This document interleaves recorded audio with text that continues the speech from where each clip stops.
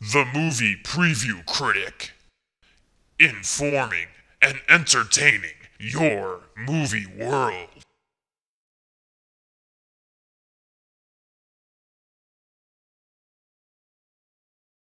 What's up, good movie lovers? Welcome to Movie Night. Tonight we continue our journey through the Terminator trilogy, which I guess now is technically a quadrilogy with Salvation currently in theaters. So we'll be looking at Terminator 2 Judgment Day from 1991. Now, on my end, I'm going to be watching the special edition DVD.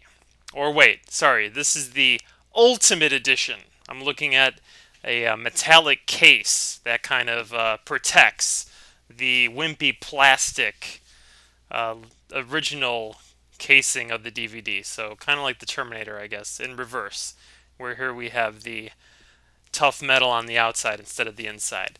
This DVD history for Terminator 2 is really as crazy as the Evil Dead 2 DVD history, where it seems like both movies for some reason come out every 6 months on DVD in some new form with a new name and like one little special feature has been changed. So I don't know if the companies that own the rights to these DVDs, the releasing of the DVDs, are that hard up for money that they have to come up with these new gimmicks every couple times a year just to fleece us for another 1995. Though nowadays DVDs are like 6.99 because of Blu-ray. So maybe you're watching this on Blu-ray, and if you are, I'm a little bit jealous because I don't have a Blu-ray player yet, and I heard it's an amazing leap forward in terms of viewing movies at home and special features and all that good stuff. So, whether you have the Blu-ray or the DVD or the Ultimate Edition DVD, or maybe there's a Mega Super Ultimate Terminator Edition that thankfully I don't know about because I'd probably go buy it and waste more money. So, I have the Ultimate Edition, which basically means that aside from special features and interviews and behind the scenes stuff, the deleted scenes have been included into the feature. So the running time is a little bit longer than the theatrical release. Here on my end, it's running about 2.5 hours, a little bit over 2.5 hours. So when these added scenes come in, if they're not included in the version that you're watching, I'll just point them out and talk about what they add to the story and maybe why they were taken out of the theatrical release, other than for the running time, so that they can pack more screenings per day in. So this works the same as all the other movie nights. If this is the first time you're listening to a movie night, it's basically a do-it-yourself audio commentary. So on my end, I don't want to deal with any of the copyright issues of including the video here. So basically, it's your responsibility to get the film and cue it up in sync with this commentary. And once that happens, we can enjoy the film together. So I will just give you a couple seconds to get your DVD or Blu-ray into the player. So in 5 seconds, let's just pause this. 5, 4, 3, 2, and pause. Okay, wow. Dude, what's up with that? Why did it take you so long to get in the player? Making some popcorn? Taking a little bathroom break, maybe? Don't leave me hanging so much next time. That was way too long. So, okay, we're back on track. Go ahead, hit the play button. On my end, I have the menu screen where once you press play, it goes into the T800's skeleton eye. So a pretty cool image, which we remember towards the end of the first movie when Sarah Connor crushes the T800 in the press, and we get that great close-up of the Terminator eye, because that's how we know it's alive, right? It's a machine, so you can't really get any emotional reactions from its face, but when you look at the eye, you see if it's alive or dead. So you might be hearing this in the background here, the Dolby Digital little introduction, which is great, and then coming up here is going to be the THX little test that we all love, right? That great Zen hum, that aum.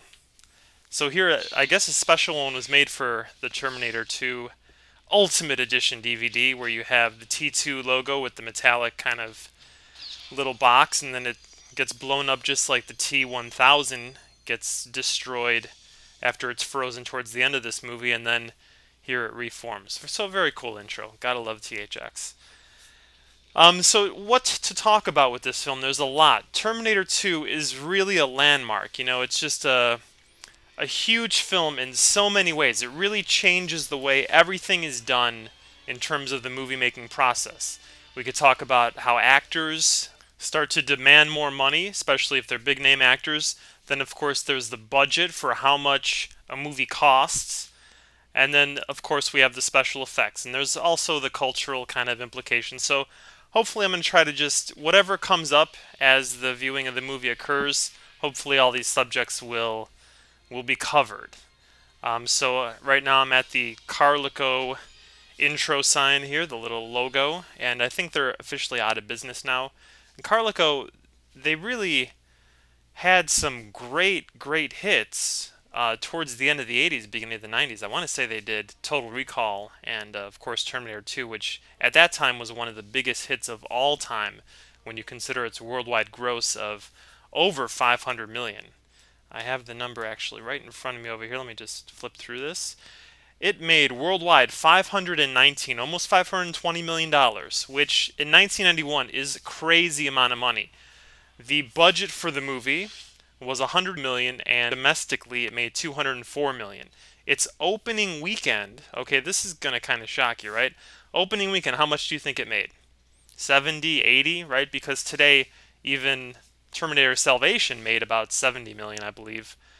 So Paul Blart even made 50 million or whatever, 45 I think it was in January. So opening weekend 31.7 million. So today it sounds so just, Bride Wars could even make that, opening weekend.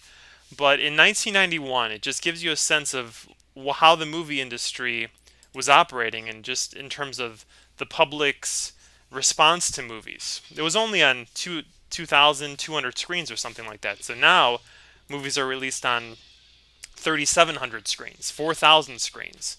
So I'm just actually looking. It's 2,400, almost 2,500 theaters this was released in. So now if I'm saying like 4,700 screens, let's say that's probably 2 screens per theater, maybe not every theater. So nowadays movies get released in 3,000, 3,500 theaters. So there's a lot more. The web is wider, and people flock to movies at a younger age, at an older age nowadays. And of course, movies cost more, so prices of tickets have increased. So 31 million doesn't seem like such a big deal, but back then it was a huge success. That was big time. So making over $200 million domestically was something that not a lot of movies did. Maybe you had Star Wars, Return of the Jedi, Empire Strikes Back, Indiana Jones, those movies in the 80s, maybe the second Rambo. I don't think the third Rambo did all that much money. If you made 10 to 15 to 20 million opening weekend, your movie was a huge hit. So this is just one example of how T2 is going to shift the perception of, okay, we can, put 50 million into a movie and almost make it back in one weekend, which is what we have nowadays. Back then, that really wasn't the total thinking. You still wanted to make your money within the first 2 or 3 weeks. But the budget here really impacts the way the opening weekend is treated from here on out, and especially nowadays. Nowadays, the average movie costs 100 million. We're just talking about something like The Ghosts of Girlfriends Past. You have Jennifer Gardner, Matthew McConaughey. They're, each taking 10 million, 15 million, or whatever it is. Probably McConaughey's making a little bit more than Gardner. But a romantic comedy like that is costing between 60, 80, maybe 100 million. Probably not, but at least over 50. So back in 1990, 89, 92, movies did not cost 100 million just right off the bat. Terminator 2 really ignites this sort of fire, this sort of inflation for the cost of movies. It's the first movie over $100 million in terms of a budget. And it's the first movie where an actor gets paid over $15 million. I think Arnold Schwarzenegger was paid $20 million for this. So, out of the 102, 1/5 of it is just for the main star. And then, of course, you have the special effects, which we'll get into, which obviously were cutting edge at that time.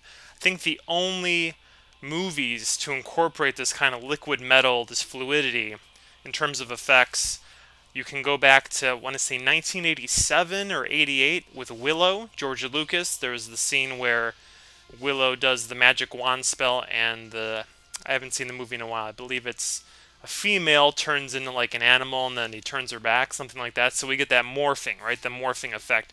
And then also 87, 88 would be James Cameron with The Abyss, which used the morphing technology a lot more with the water.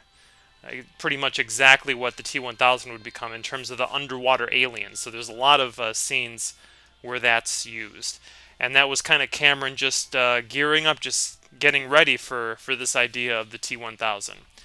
So this movie really just launched this whole new era of special effects, and at that time I'm sure it cost a lot of money to make that. So Schwarzenegger and the effects probably took up about half of what this movie cost, because you have Edward Furlong, who's a total unknown. He's a new actor. I believe this was his first movie, or if it wasn't, he was in some very minor roles. So his first starring role, you're not paying him a lot of money.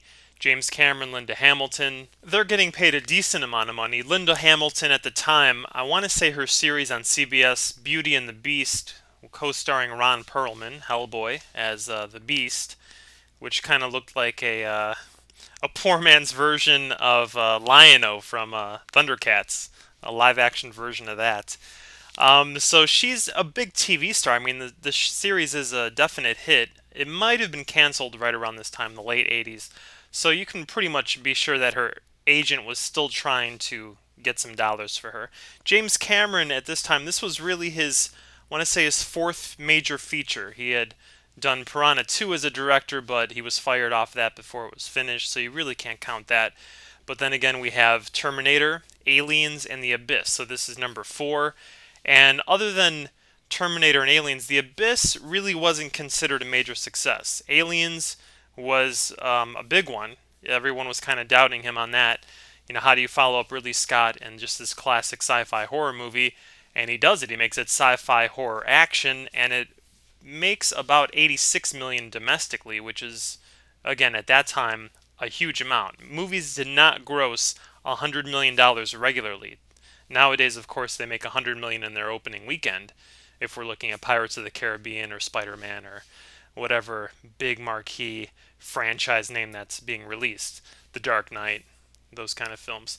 So back then, making close to $100 million for a total box office take was something to be respected for and trusted for. So after that, he was able to do The Abyss. James Cameron seems to have a love of water, which we can obviously see with Titanic and a bunch of his underwater documentaries after that. And The Abyss seemed to be kind of like a warm-up for Titanic, but it cost a lot of money and it didn't make all that much. I love the movie. It's really great storytelling, and never really seen a film like it before, which is something that Cameron's really good at, just kind of challenging the cinematic medium and the audience to go someplace new, to take a look at a new environment and a new story.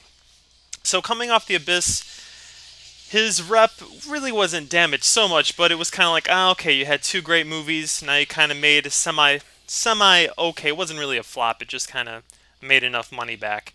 So let's go to T2. You know, T2 is gonna be a huge hit.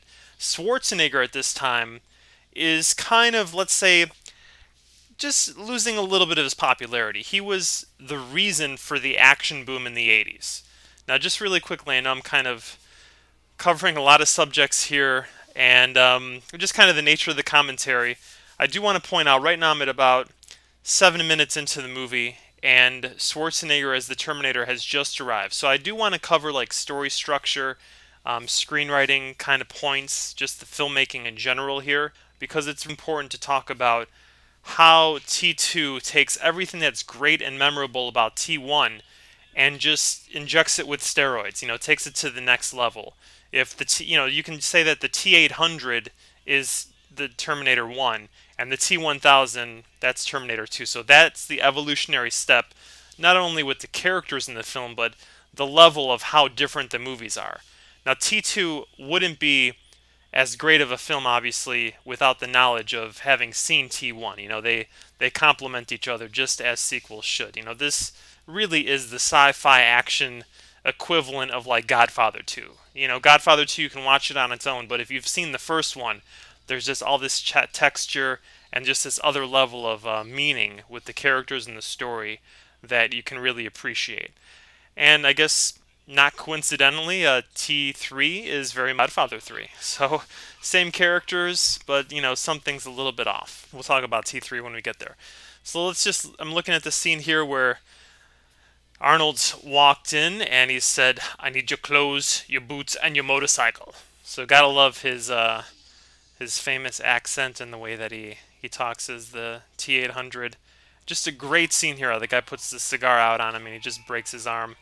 So Arnold in this movie, I want to say 1991, he's about 42, 43. He was like 37 when he made the first Terminator. So this is 7 years later. So he's right around his mid 40s and definitely, looking very close to the way he did in the first Terminator. The muscle's still there, so got to give him props for that. And even in T3, he was able to bulk up and still, look like the Terminator. But this moment coming up here, just want to talk about this, where Arnold was the force behind just this craze for action movies. Nowadays we have the comic book superhero movie or the J-horror film that kind of was earlier in the 2000s. These different genres become popular, like hyper popular. And Schwarzenegger with Terminator and Sylvester Stallone with Rambo really ignited this kind of hunger in the audience for just big action stars, kind of macho action stars that could headline just these explosion fests. So you also had Steven Seagal and Jean-Claude Van Damme. That's kind of like the four big action people in the 80s.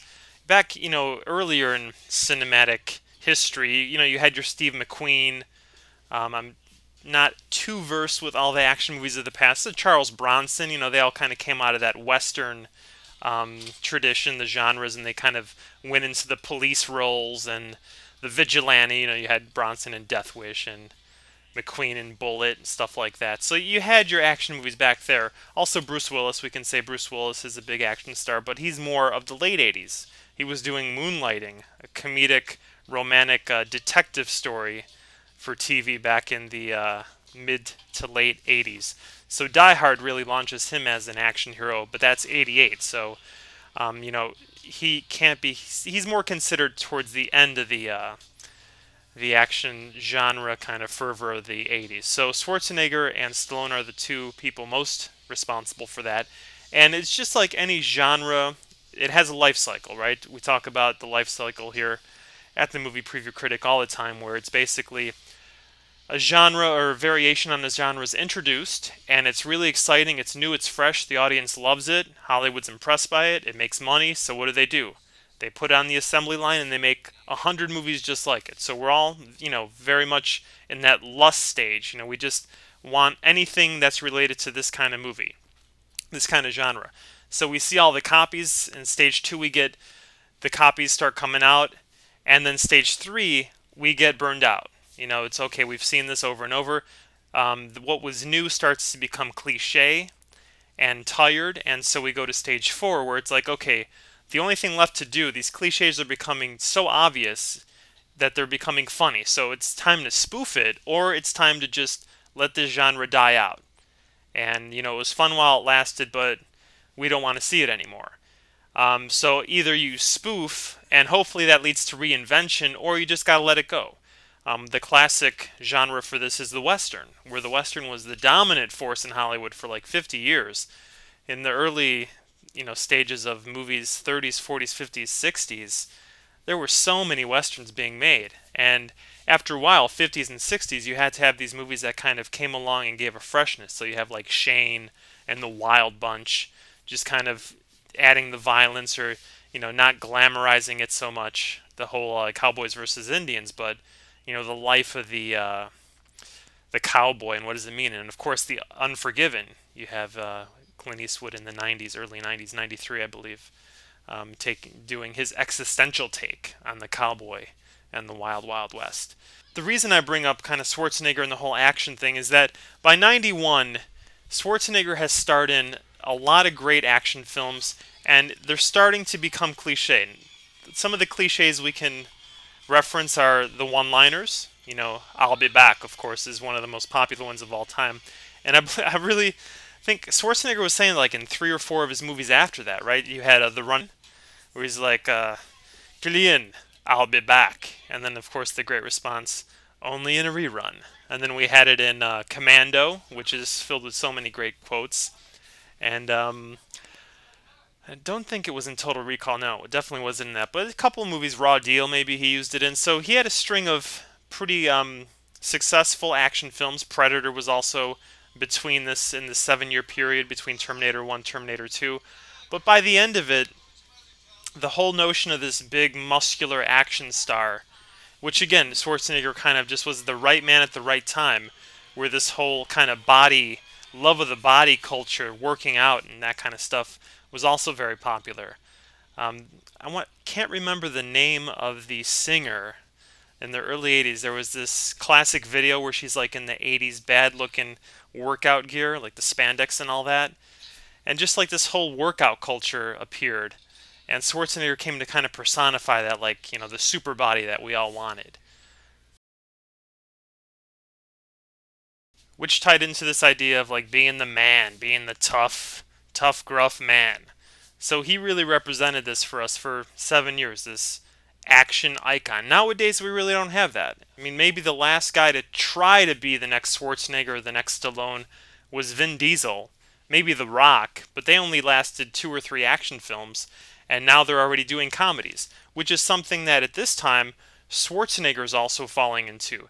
Right before Terminator 1, he did Kindergarten Cop, 1990, which was basically a spoof on his persona, where you expect him to be just this ass kicker, but now he's the one getting his ass kicked by 8-year-olds.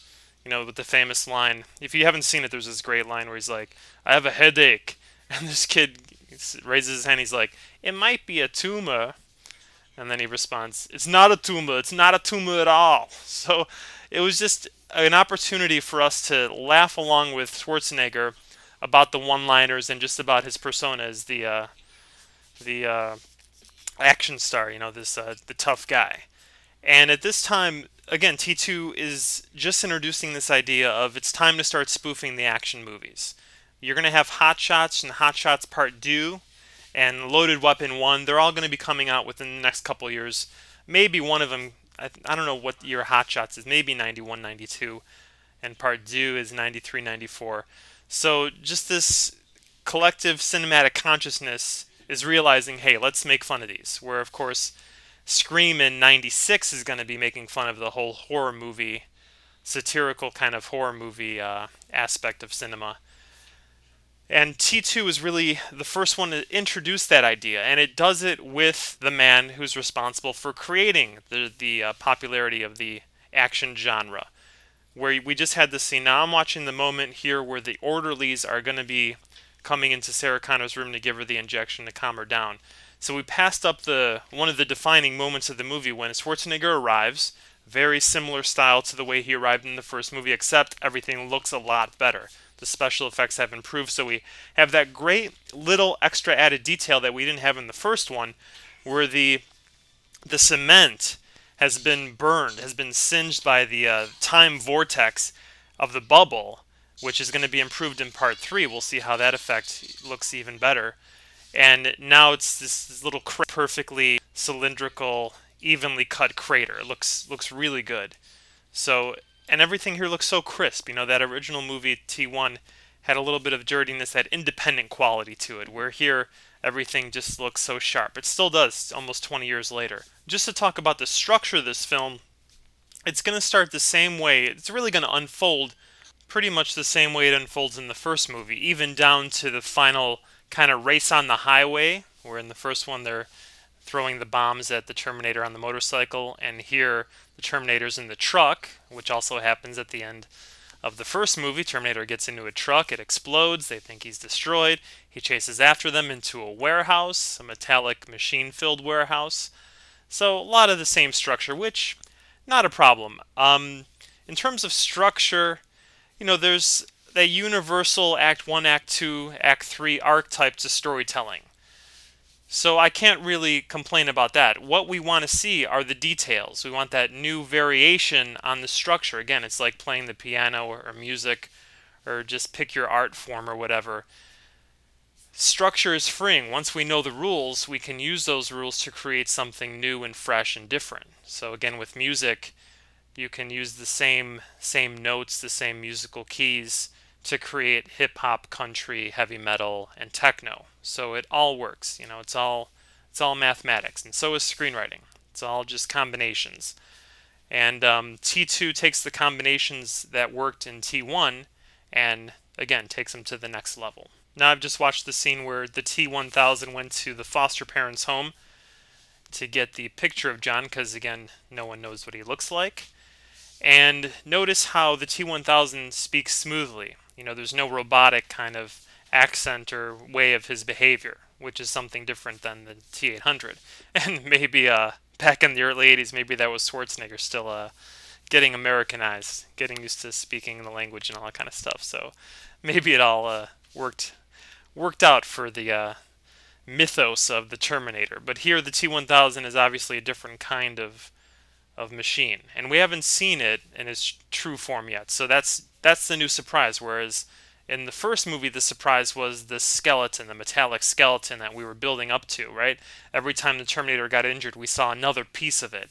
And that's just what good storytelling is. You just give us little pieces of the puzzle and let our imagination go wild. Like, what is this going to be? And Terminator is just a great example of the reveal is better than what our imaginations had created in our heads. So it's unbelievable. It's so well done.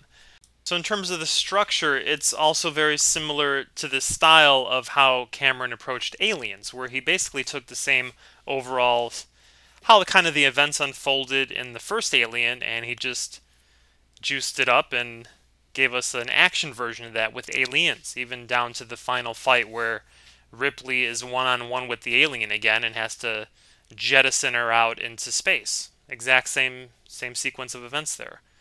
So it's not, you can't really say it's a cop-out, because it's not the exact same movie. There is a lot of new detail and characters. The characterization is really what, for me, at least in Aliens, defines it and one-ups it from Alien. I love the characters a lot more than the ones that were in the first Alien. And again, in Alien, the novelty of like, okay, here's this creature, we see it pop out of the chest, and then it kind of scurries around. It's like, okay, wow, we get to see it evolve, and it's every time we see it, it's something new, and it's very exciting. Where in Alien, it's like, okay, we've seen that. Now how are we going to take it to the next level? And the way we do that is we give us, a ton of aliens, and we give us the alien queen. So it's just, that's the way to do it, and that's what T2 does here, where at the end of the first movie, we get the reveal, and how does T2 start? It just says, okay, hey, we know that you know what the Terminator looks like without any flesh, and we're just going to give you that in the opening scene. Boom. And during the credits, this big T-800 skull is just moving towards us, and it goes right into its eye. So it's like, okay, you've seen that, it's old, now get ready for something new. And it's, notice how in this movie, Schwarzenegger just gets damaged. We only see a little bit of his arm and maybe something on his, some metallic stuff on his face. We don't have to see him as a skeleton again, because we've been there. What's new and different here is the T-1000. So the more ways we can see him morph and use his powers, the more we're amazed. And again, at this time it was a new effect, so it just kind of blew everyone away.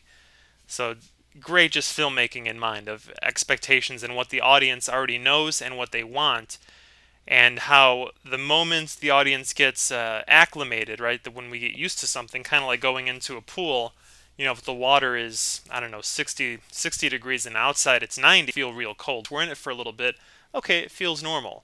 So seeing these inventive little creative images, once we get used to them, you got to make that water hotter, you got to bring it down to freezing, you got to shock us, you got to make us get used to something again.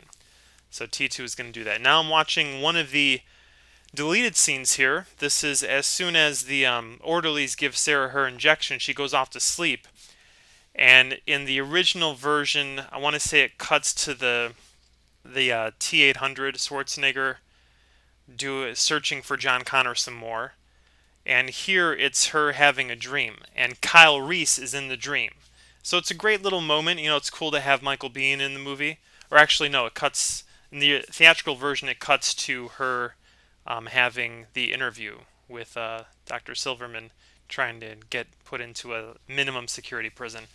But this little sequence, why was it taken out? Well, again, it's a window character sequence. It's a confession cam, reveal the inner thoughts, the emotion of the character. It's the thematic scene.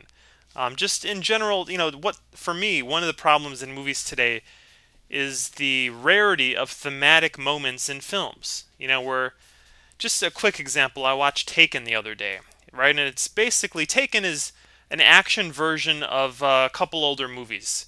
Especially, let's go to the late 70s. Paul Schrader directed a movie with George C. Scott called Hardcore, where his daughter goes missing. It ends up, I don't want to ruin it for you guys, but basically, she goes missing, and she enters kind of the world of porn. And he's just like this, let's say, conservative Midwestern guy, and no one wants to help find her. And so he hires like private eyes, and he eventually goes on a search for her.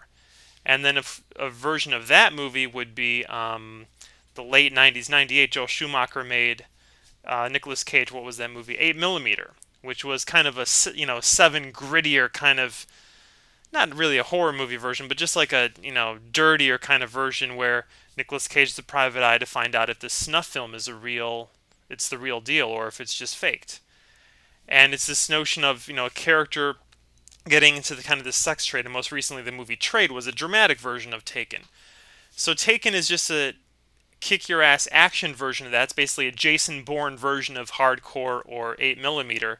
But we don't get those moments, those thematic moments, where we feel what Liam Neeson's feeling. Yeah, there's kind of some flashbacks to pictures of the daughter and all that kind of stuff, but we don't know how all the characters click, what or tick, right? Inside of them, we don't know what's propelling them and how this horrible situation is changing them, especially the daughter and then his wife. The wife is kind of with this new rich guy, and she's just like, oh, our daughter can do anything, and the daughter's like, got this entitlement to her. She's like, oh, my parents are rich now, and I kind of want to have fun and blah blah blah. But the experience doesn't change her. And at the end of Taken, if you haven't seen it, just watch it, and it's like, okay, dude, how did this horrible experience affect you?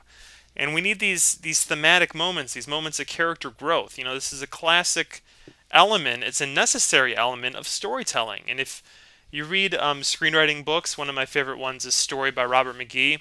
And then, of course, that's influenced heavily by Aristotle, who's written this book called Poetics, right, back in the day.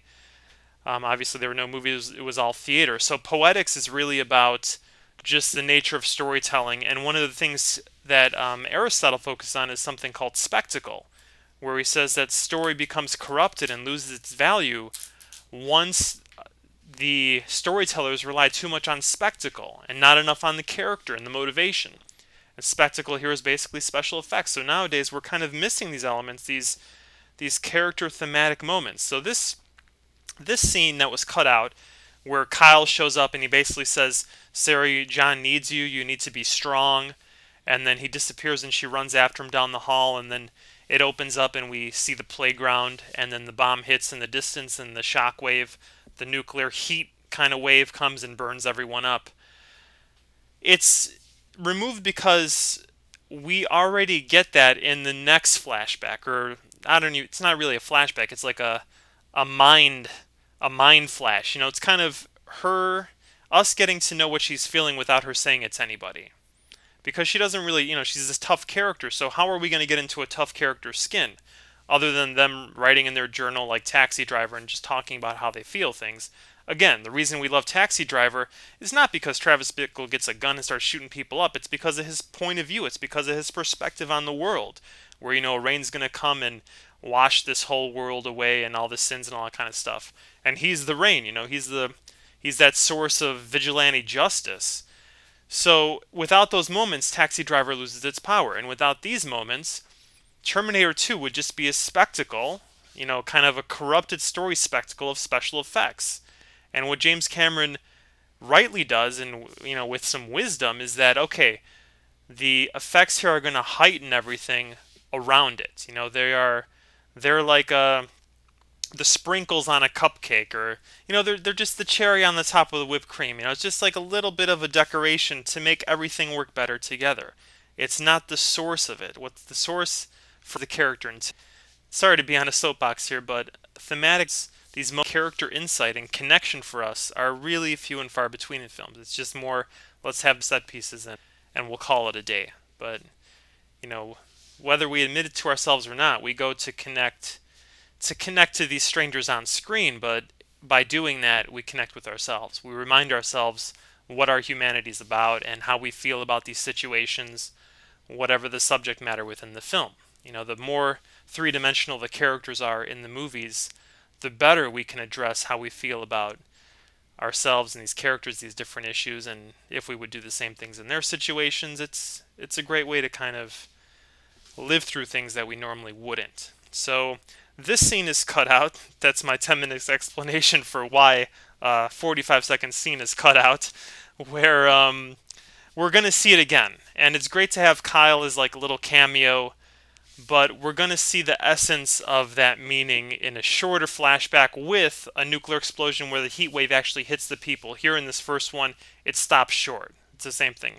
Now, and that scene's also cut out because just the next scene or one scene after that, you have the moment where Sarah's with Dr. Silverman, and she's basically explaining how she feels about everything. So it's redundant, and the first one looks cool, and again, it's great to have the cameo by one of our favorite characters from the first movie, but it's like saying the same thing twice. So the scene with Silverman is a lot more powerful. I just love how we get that glimpse of how she's been between the movies, where she's got this interview and she's totally deranged. And that got a great laugh where it was like, I feel much better now. You know, and that's a laugh without like intentionally trying to create a laugh. So great moment, and it's like, okay, no, you are, and you know, I'm not going to release you. And she goes crazy. So that's a perfect thematic moment. We know where Sarah's at. She's got to protect John. Her life's kind of been ruined, but she truly believes that this apocalypse is going to happen. Now, just to finish up on a quick idea with the spoofing, that this earlier scene where Schwarzenegger goes, or the T800, I keep calling him Schwarzenegger, they're the same. I mean, you know, he made the Terminator series popular, the Terminator series made him popular. So the moment when he gets the glasses from the guy, and Bad to the Bone by George Thorogood plays, it's a little bit of a cheat. It's basically, it's, you know, it's like this, let's call it action movie genre. It's porn. You know, again, porn for me is not just people having sex on screen or whatever. Porn is really when whatever's being done on screen is being done because the people within the scene and the filmmakers know that an audience is watching. You know, porn is more like this voyeuristic, it's this exhibitionism. Ideally, whatever's happening within a movie world should just be captured by an invisible camera. You know, it's like this eye that is in our mind, right? The theater is just one big eye, right? It's a cyclops, this cyclops of white screen in the front. And as soon as the images start flickering, we are into a world and watching characters that don't know they're being watched. So ideally, they're just behaving the way they would, and they're not doing anything to get a reaction from us. And if you watch the first Terminator, it's totally authentic in that sort of way. There's never a Groucho Marx kind of winking to the camera that, hey, I know you're watching and I'm going to be doing something cute for you. T2 kind of picking up on this need to spoof the action genre, which is going to hit in the next couple of years, does this little moment where it's like, okay, I know it was really serious in the first movie and Schwarzenegger was kind of this killer, so now we're going to have a little fun.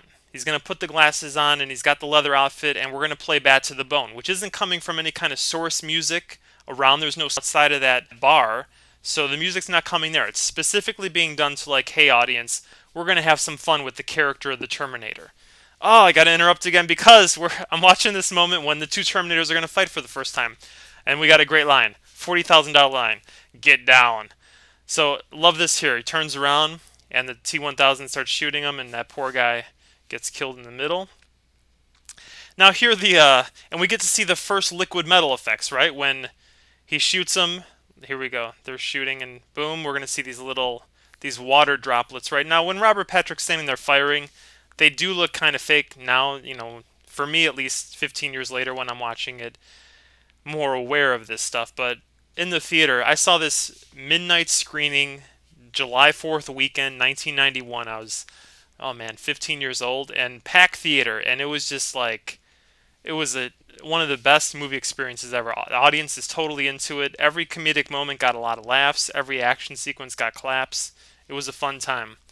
So, in these effects, we're just breathless. We're like, wow, this looks great. And just to see when they healed themselves. Now watch right here. He gets thrown out the window, and the one guy that they're going to show is William Wyler, I believe his name is. He is the co-writer of the movie. James Cameron's longtime friend right here, the guy taking pictures. That is the co-writer. So we have the first fight between Terminators. And it's just a little it's a little bit of a tease, but it's great how the cement and the walls get damaged. So again, that's the detail. Instead of saying like I'm made of metal and I weigh 1 ton, don't tell us that. Show us. Show him grab something and crush it, or bang into something, and and cause the damage. Now here we get to see how the T-1000 moves, how fast he is, and a little dirt bike. I mean, how fast could it be going? Like 20 miles an hour. So T-1000 is in pursuit. And the music here adds a lot to it. Again, it's heightening that adrenaline emotion. And just to go back to the music quickly while this chase sequence is going on, the music with Bad to the Bone, it's again, it's like an artificial invasion. It's not part of the universe of the movie because it's James Cameron saying, let's have a little bit of fun with this. So Bad to the Bone comes up, huge laugh in the theater. I mean, I was, laughing my ass off when that moment hit. And then in T3, that moment's going to be used again, but we'll talk about that in the next commentary. And here we have a truck. Love this low angle, kind of like a little duel, Steven Spielberg's 70s movie Duel, where the truck is chasing the guy in like the little Pinto car. So low angle on the truck, same way that Schwarzenegger was filmed in the first movie, where intimidating forces and people in horror movies, right? Villains in horror movies, always a low angle, because they take up more of a screen. They seem like they're hovering over you. And I want to finish that thought, but love this. This was maybe one of the coolest moments here where the T-800, the Terminator, the Schwarzenegger, let's just call him Schwarzenegger, because the Terminator here is really the T-1000.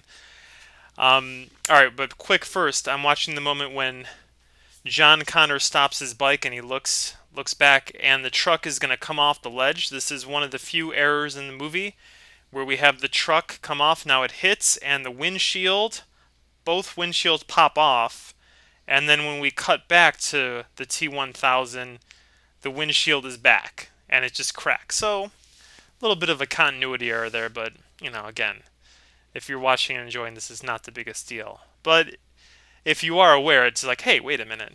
Now, love this moment here where Schwarzenegger's on the bike. And just in terms of like, if you're writing a movie and just thinking about iconic moments or just memorable moments that an audience is going to be like, that's cool, that's something I've never seen before. Love the shotgun when he just, the one arm kind of whip cock kick, where he just like shoots and then he just swings the gun and it cocks itself and he shoots it again. Now, I guess if you watch the documentaries here, there was a special gun made that can kind of go through that motion. But I remember just thinking that's just a little detail, but it was just the coolest thing. Like, I've never seen, even in a Western where shotguns are super popular, it's always kind of like the two hands, right? The double-fisted kind of pumping and all that. But here, shoots the gate and then whoosh.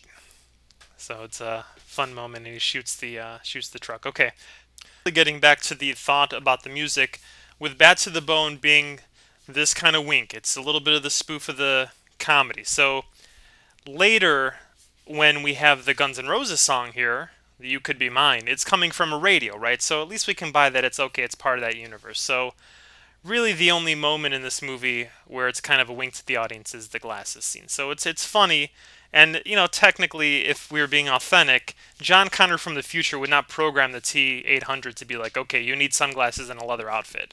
So this was much more of just like movie studio and the marketers need you looking like the T-800, like the Terminator, that the whole planet can recognize. Because if this movie goes worldwide, we have to have something that goes beyond languages and translations. And everyone loves Schwarzenegger and loves the way the Terminator looks. So this was a big deal. Like, no one really knew that a Terminator 2 movie would come out. So this was definitely a major event picture.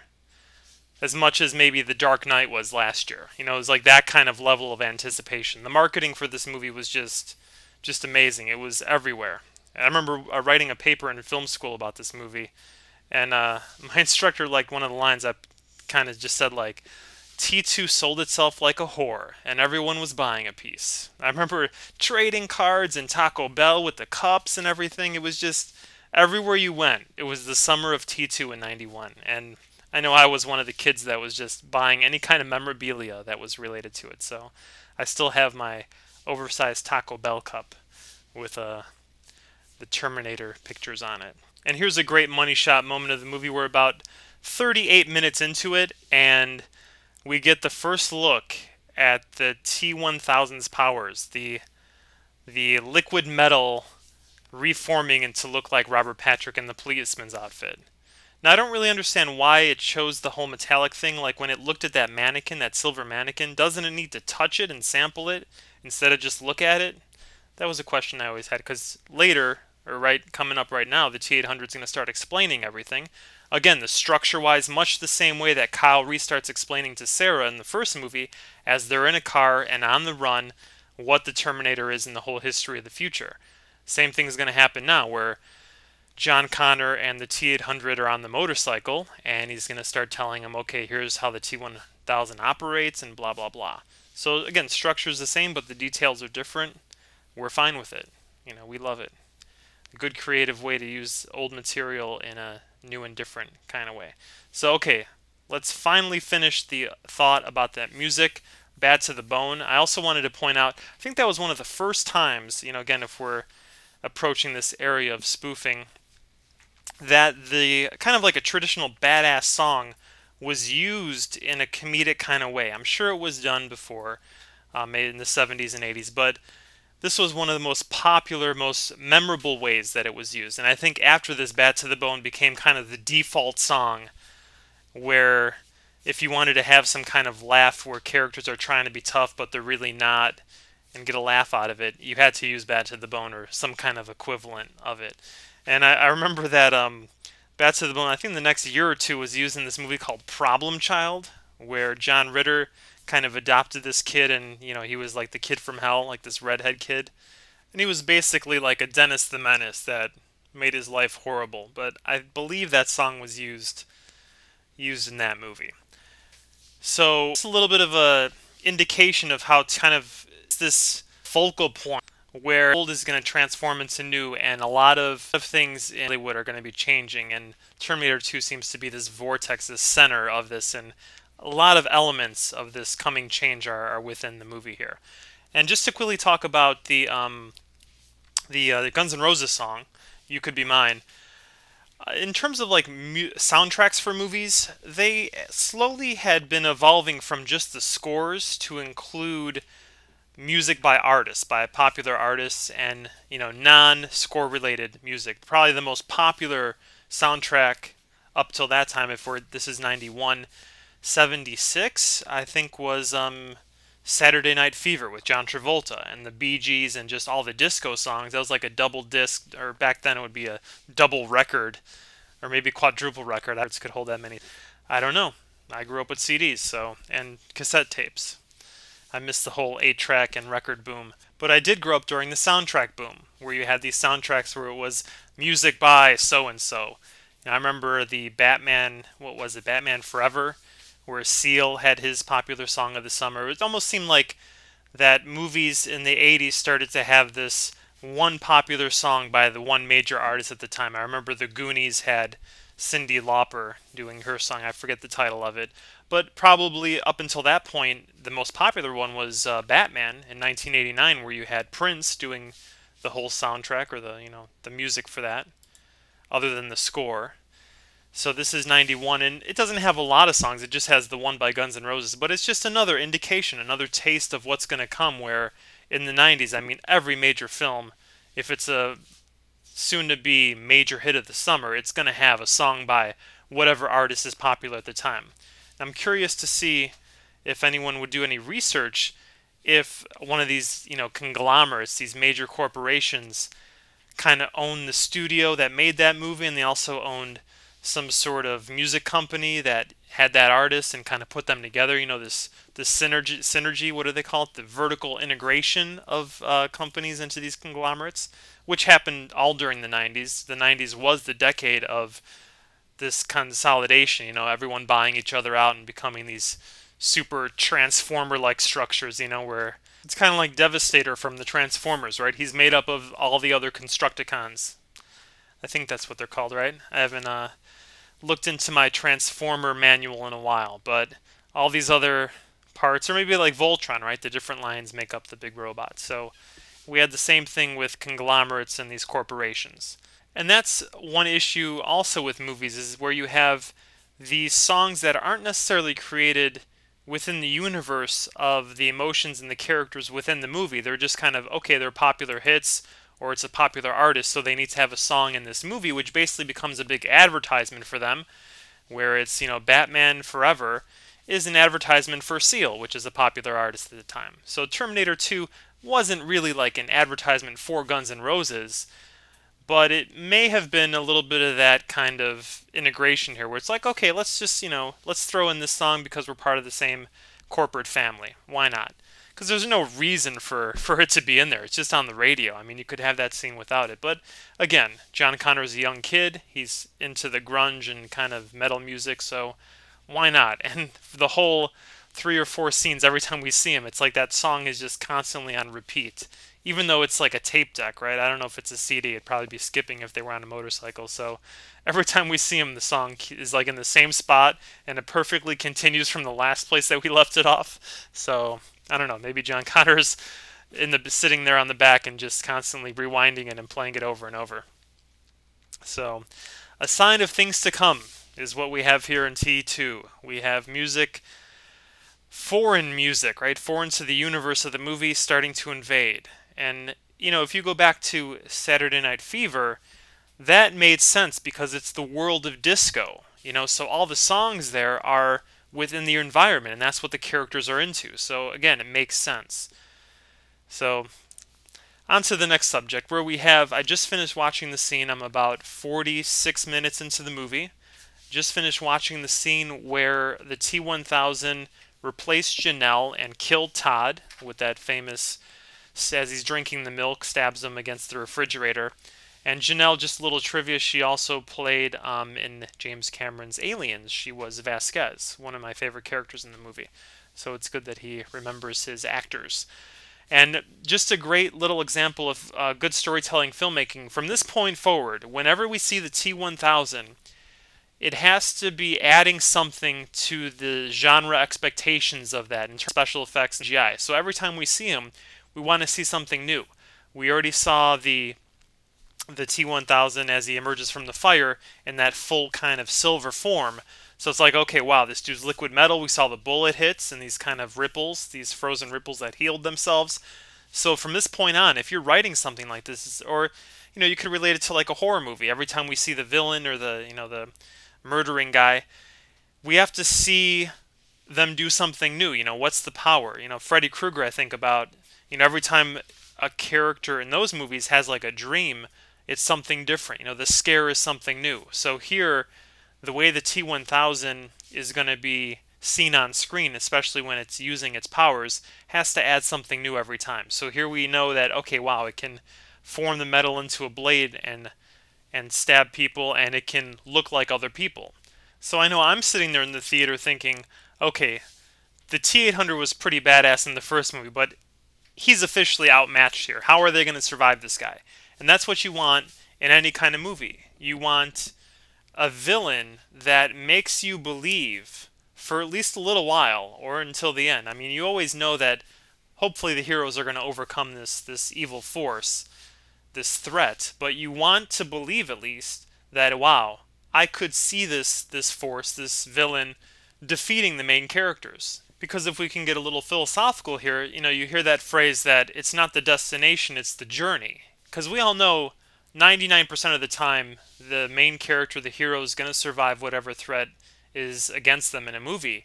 So we all know what the end's going to be. What we're interested in is the fun and engrossing journey along the way. And here it's like, wow, how are they going to defeat the T-1000? I know they're going to defeat it somehow, but how's that going to happen?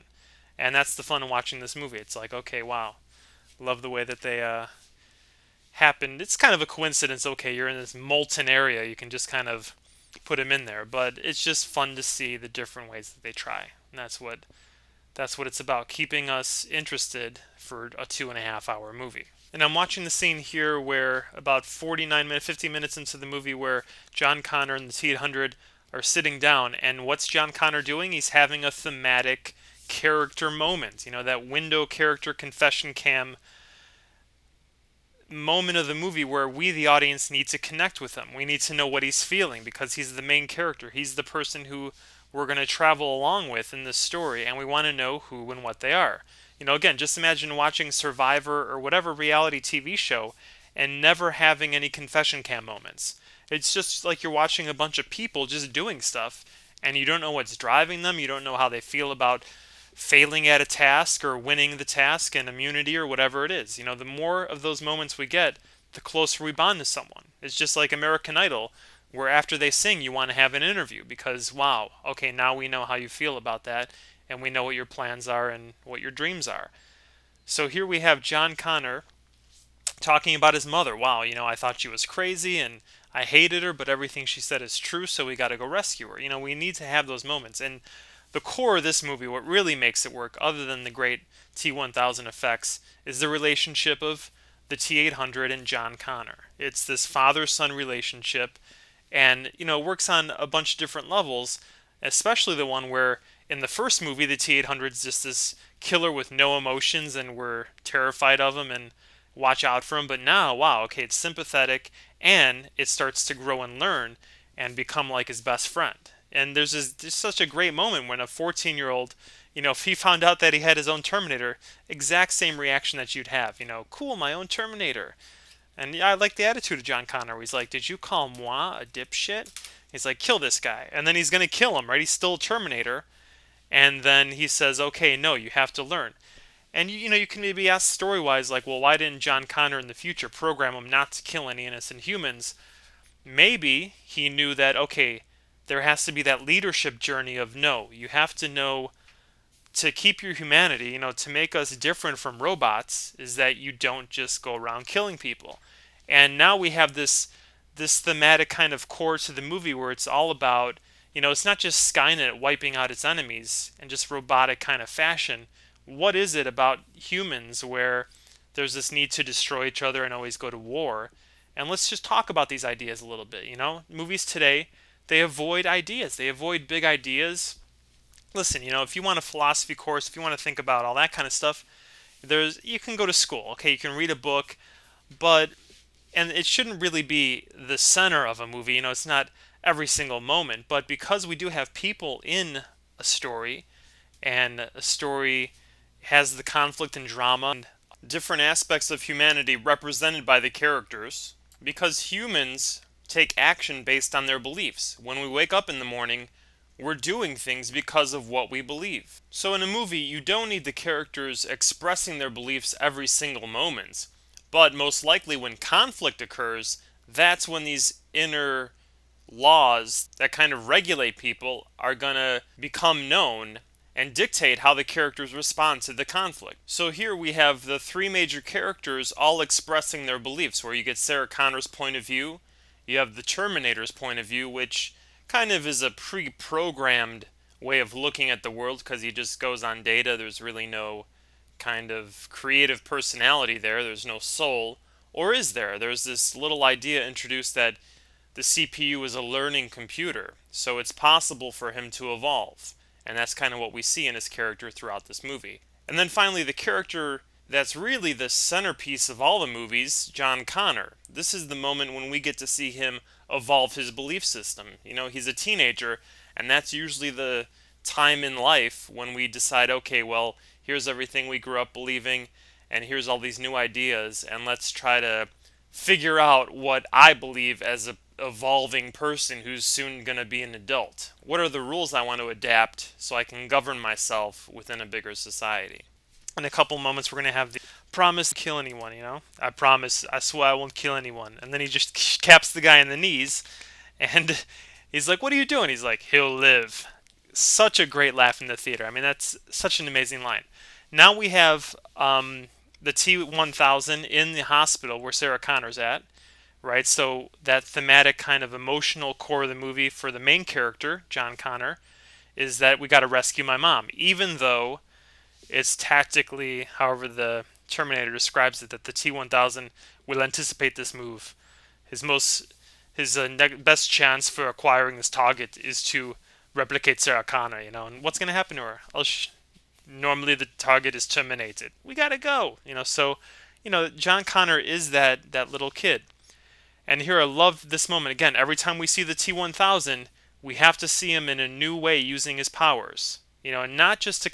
there's this good balance here where, yeah, it's to kind of show off for the camera, but it also makes sense within the story. It's not all of that face coming out of the tile. Watching this back in the day was just like, I've never seen anything like this. This is the coolest thing ever. And love this shot over the shoulder as the cop's putting money and the T-1000 just slowly rising from the floor. And that looks fluid. I mean, it officially doesn't look fake, like all those 70s sci-fi movies where you could tell it's miniatures and all this kind of stuff. So this is at minute 55 and 30 seconds roughly. So hopefully you're kind of close in sync. And right now another great moment here where the finger of the T-1000's become a sharp little pointer, and it's poked through the eye and the brain of the security guard. Now, just a little trivia fact is that this is actually a set of actors. They're twins, so this is how the apparent illusion was pulled off. Now, at this point, I think I'm just going to turn more to the structure of the film. Kind of talked about a lot of the other outside factors in terms of how this was sort of representing the flux and the shift that was about to take place in Hollywood. I don't think I made a little bit of a quick mention with Schwarzenegger having a $40,000 line, and that just goes back to a little quick story of Entertainment Weekly listing all the lines that Schwarzenegger had in the movie, and since he made about $20 million for this, each line roughly he got paid about $40,000 for. Maybe it was word per word. It was like 30 or 40,000 each word that he said. So it's that's a great way to make a living. And just really quickly to mention that again, Schwarzenegger, $20 million actor, really the first of his kind, the first of that stature here. Soon Tom Hanks and Mel Gibson and all those other popular actors would follow, but he really established a new precedent, and that's why the cost of movies skyrocketed so much.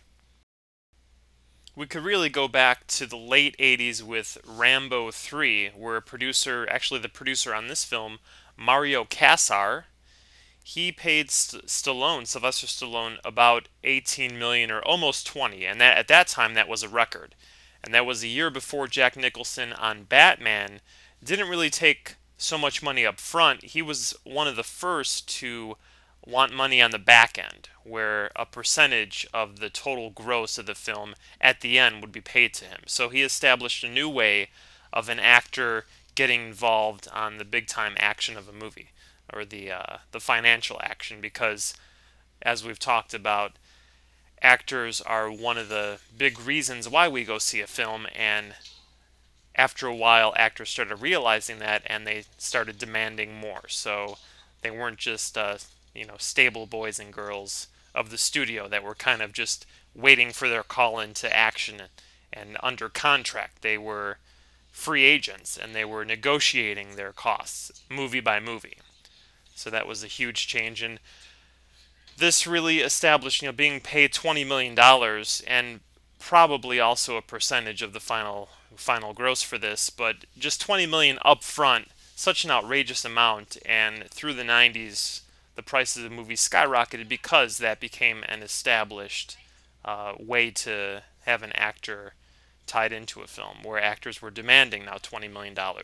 Tom Cruise, who I think at this point, Tom Cruise had a string of $100 million movies where they grossed over $100 million movies. He was one of the biggest actors ever, him and Harrison Ford. So that kind of select little group of actors all started demanding these outrageous paydays, and that's why movies skyrocketed in terms of their budgets, and that's why ticket prices skyrocketed, and that's where we are right now, where the average film will be 150 to 200 million for the bigger films, and the smaller films will be 50 to 75.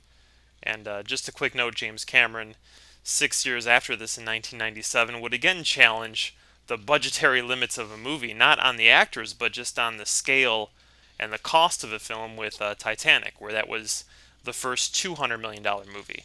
Even though I think a couple years before with Kevin Costner in Waterworld, that was reportedly the biggest budget at that time. It was somewhere around 200 million. So movies with water, stay away from them. They drive the budget up. So back to the story here.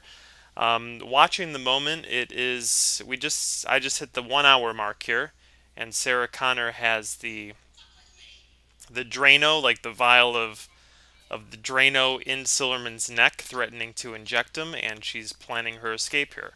So again, great story here in terms of the dynamics of the characters, and I just love that the relationship's been established between Silverman and Sarah, where he's kind of this, you can tell he's kind of a guy who gets off on being in the position he's in. He's kind of got the power, very much kind of like a Nurse Ratched from One Flew Over the Cuckoo's Nest, where here he's kind of the big shot. He's the king of his castle. He's in his universe here, and he's the master of sanity, right? Whatever he says is the norm, and he'll tell you if you're sane or not. He's used to being in this godlike position. And she kind of gets a little bit of revenge here. Even though, it's like, based on everything he's seen and what he's gone through, you'd think that he'd be a little more open to believing her story. Especially with that guy going into the police station and shooting everyone up. After Kyle Reese was telling him that that's exactly what would happen. So here he's finally going to start to believe the story. And it's just like a nice little karma, little vengeance here for him. He kind of, he gets what's coming. Acting a little bit cocky as he was throughout the film. So nice moment here. She breaks off the key. And I love how this organically sets up the need for an awesome visual effect, where she broke off the key so there's no way to get through the bars. And the T-1000 is going to show up and just do this slow walk through, water passing through, metallic water passing through the bars. It's such an organic way that the story developed, and it's like, okay, this is what the T-1000 would do.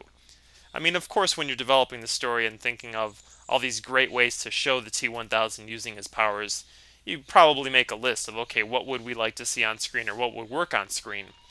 But to make it flow, just kind of like the T-1000, within the story and the conflict and the drama that's going on, and it doesn't feel like it just stands out of like, oh, okay, this was just in there so we could see his power. It comes from the natural conflict that's going on. So it's really great. I love the score here. The score is just it's not overpowering, it's not over the top, it's just kind of this nice little undercurrent.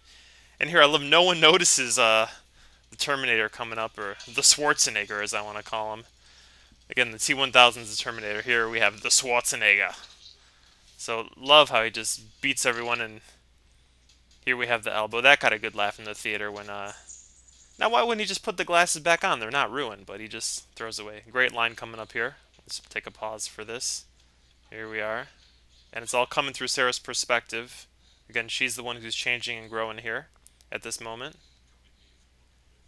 Oh, awesome. Awesome. Now, here's why it works in this movie and not in Terminator Salvation, right? Because even in the previews, they're showing that line where Kyle Reese, the first time he said the line, where here, Kyle said it to Sarah in the first movie, and she wasn't believing him. Now she believes, but the character who's saying it to her here doesn't believe, is someone who the first time was threatening her, so she doesn't believe him yet. And now, of course, she's slowly going to come to trust the Terminator.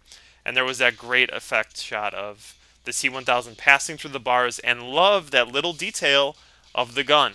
The gun is, again, it's not part of him, so it wouldn't pass through.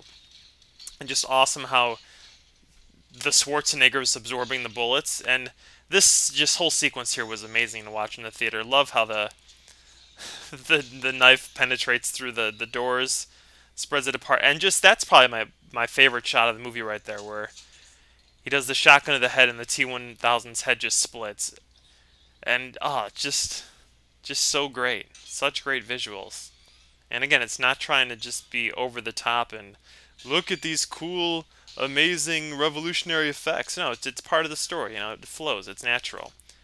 And here, Sarah's trying to do it. I always kind of laughed at this point because Schwarzenegger's got the shotgun, and he's of course the Schwarzenegger, right? And she gets this little gun. It makes these little wimpy sounds, while Schwarzenegger is like boom boom, and hers is like tick tick tick tick tick. And of course she gets cut. But again, she's fearless. She's really changed since the first movie, and she's trying to protect her son. She doesn't want to sit by and be passive. She's trying to be active. Love this shot coming up here. Okay, she's the one who stops the car, but love how the T-1000 pours like a teardrop through the elevator and reforms. Because now we've seen all the variations, so now we're gonna, the effects of the T-1000, they're just gonna start coming at us rapid. There's no more like, wow, look at, just watch this part here. Love this. Just pours through the holes. Flawless, flawless. That light in the background just spinning. So good. And just the music, just this slight, like the heart, the heart's starting to beat a little bit faster. And the chase sequence. Now, when they're filming this, the car's going like, 20 miles an hour or something, but it just looks good. And the music pumps up now. Love it. It's, so wimpy. She's trying. Yeah, at least, Sarah's. And love the difference between the shots. Boom! And tick, tick, tick, tick. And John's learning. John's watching his mom in action here. This little sound effects too as the bullets go into the T-1000. We get to hear that. So just a nice little cutting back and forth. We got the good action here. Very well done. I always wonder why those don't reform as he's running. Why it just kind of, he gets shot and these kind of whirlpool little effects of the bullet shots, they just stay there. Maybe he's focused. He's not concentrating on fixing himself. Great moment here. The dive and the hook arms. And I like this scene a lot because it's not a CGI background. The actor, the stuntman, is really on that car. It just adds such a level of authenticity and tension. When you're watching it, part of you realizes, okay, there's a stuntman involved, and maybe there's some green screen, blue screen background going on moment to moment. But in general, it just feels like a real-time, non-CGI, this person could be hurt if they make the wrong move kind of feeling for us in the audience. I always kind of wish that he would have kept that piece of the T-1000. John Connor just throws off the hook. And just, again, love the shot how he just walks up and it just turns into the water. Just goes right into his shoe. So just a nice little detail. Here inside the car, we get back to Sarah Connor's point of view, where she's staring at the Terminator, and she doesn't truly believe that he's on their side. And then, love this little great moment here where John hugs his mom, and the first thing she does is to check for bullet wounds and to see if he's hurt. It kind of takes away from the emotional moment that John really wants, where he's realizing that his mom was telling the truth. She's not crazy. He's kind of opened up again, and he's willing to connect with her, but she's just like, no, you're the leader, and I gotta protect you, and we can't be like a normal mom and son. And there's just, again, a nice little touch here where the Terminator sees that John's crying and says, what's wrong with your eyes? But again, this is basically another window character. It's another confession cam thematic moment. As soon as the action's over, we need to talk about what each character is feeling and how they're reacting to what's going on and what it means for all of them. These are the moments that really connect us. I love that line. So what's your story? I got another great laugh. And then just the reaction of the Terminator in the rearview mirror. That really worked. So, and then the background there was so fake. And just to quickly mention, you could probably find this on whatever video hosting site. I love this line here. That's a nice bike. And then we know he's taking it from the guy. But just, do a search on whatever video site for Saturday Night Live Terminator 2 or Terminator Toonsis. There used to be this skit that SNL used to do in like the late 80s, early 90s where this cat, Toonsis, was always driving a car, and no matter who got in the car, he was like the worst driver ever. And he'd always go off a cliff, and they'd show the same footage of some car going off and exploding. So they did a version of that with the Terminator, where Phil Hartman, who died a few years back tragically, and we all know him from doing Troy McClure on The Simpsons and being a longtime SNL player. He was playing the Terminator. He was doing Schwarzenegger's role. So check it out. It's a pretty funny little moment. But that's probably one of the fakest moments in the movie, where whenever they're driving in the car, you could just tell it's super fake background. They're just on some stage and people off screen are shaking it, and we got the blue screen background. This scene here, I believe this is at about hour and 10 minutes, hour and 11 minutes into the movie. And there's a scene here in an abandoned gas station. And part of it was in the theatrical release, but there's a key moment that was cut out. Now here we have the theatrical version is going to show when the bullets are being taken out of the Schwarzenegger so he can heal and kind of, look human again. As Sarah says, you're no good to us if you can't pass for human. And there's that nice shot of the light coming through the jacket. John Connor holds it up, and we can see all the bullet holes. So again, a nice little detail to remind us that, hey, he's really getting shot, and again, he's the Schwarzenegger. But here's this cutout scene where he mentions something about the CPU, and they're gonna open up the little area of his head and pull the chip out. And this is where they basically kind of switch on this capability where he has to be a learning computer, where he's slowly going to learn and evolve and go beyond his programming. And this scene, just the trivia of it is that the way it was filmed was that there's kind of this mirror, right? They're doing it in front of a mirror. On the other side, there wasn't actually a mirror. It was a lot of doubles, and Linda Hamilton actually is a twin, so her twin sister was on the other side. And both sets of actors had to coordinate their movements. So it's pretty interesting filmmaking. Yeah, so here's a scene here where we go through the Terminator's vision. We kind of have that brown-red sort of look, and on the other side we're looking at all the doubles. So she pulls out the chip, and this is, I think, like a key moment. I don't know why it was cut out. I know it's an extra 2 minutes or whatever, but it's basically she pulls out the CPU, and Sarah Connor's gonna try to destroy it because she still doesn't trust that this Terminator is here to protect them, and she'd rather just take John on her own and do it. And John's gonna stop her, and he's gonna say, if I'm this great leader, you got to start believing in my orders. And it's really probably the first time in his life where he's taken that kind of a stance and start to become a leader. Really, really great, just dramatic moment, and it's very thematic. It's between the two major characters of the movie. Sarah Connor, who, became the main character of the first movie, and then now John, who's becoming the main character of the second movie. And they're each growing. She's grown in the first film and especially off-screen here in the second. And John, in front of our eyes, is going to start growing and becoming a leader and living up to this legendary mythic status that his mom keeps pushing upon him.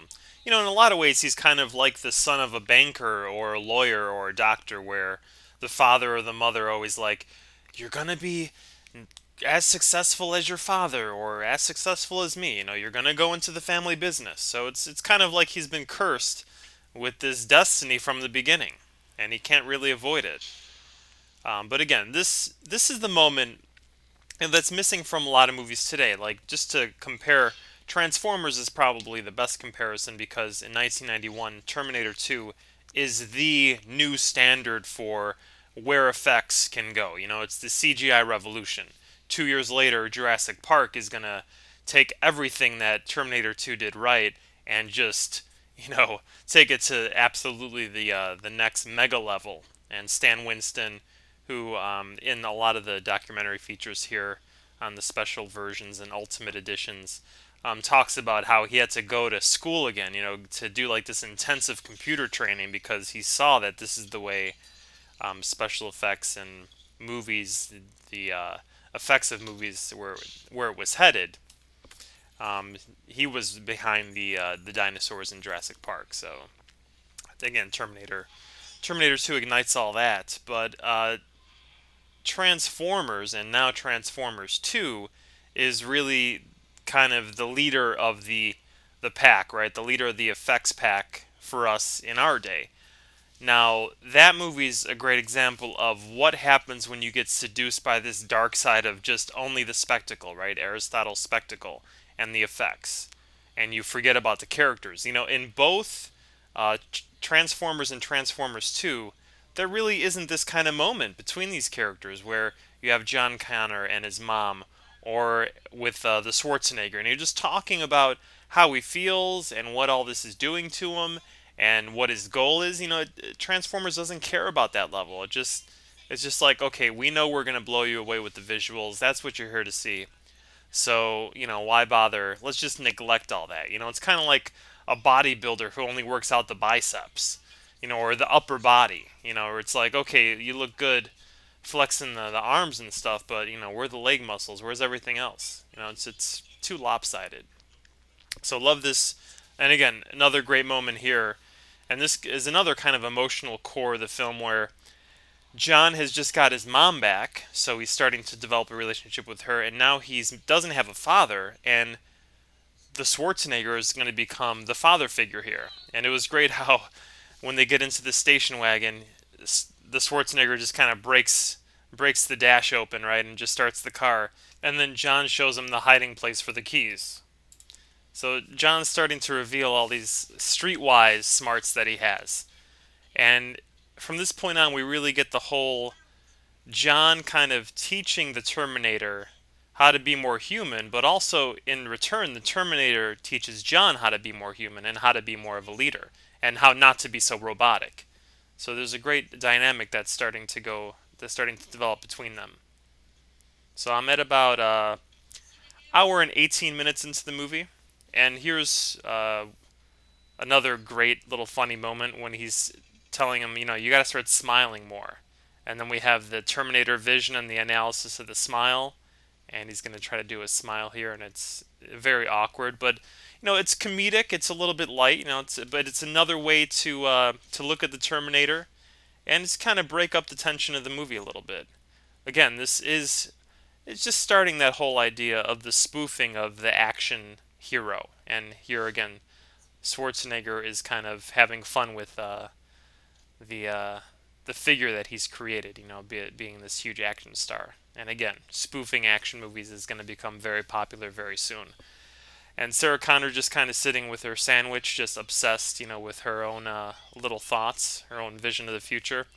Love this moment here. Again, just a great moment with the two kids fighting with the guns. I mean, I know nowadays they don't really sell guns in toy stores, but, in the 80s growing up, you could get Uzis and all that kind of stuff. They make cool sounds, shotguns, regular guns. It was going to the toy store back then was a little more interesting if you were 8 or 10 or 12. You kind of wanted to have the guns and play cops and robbers or cowboys and Indians, whatever the name of the game was.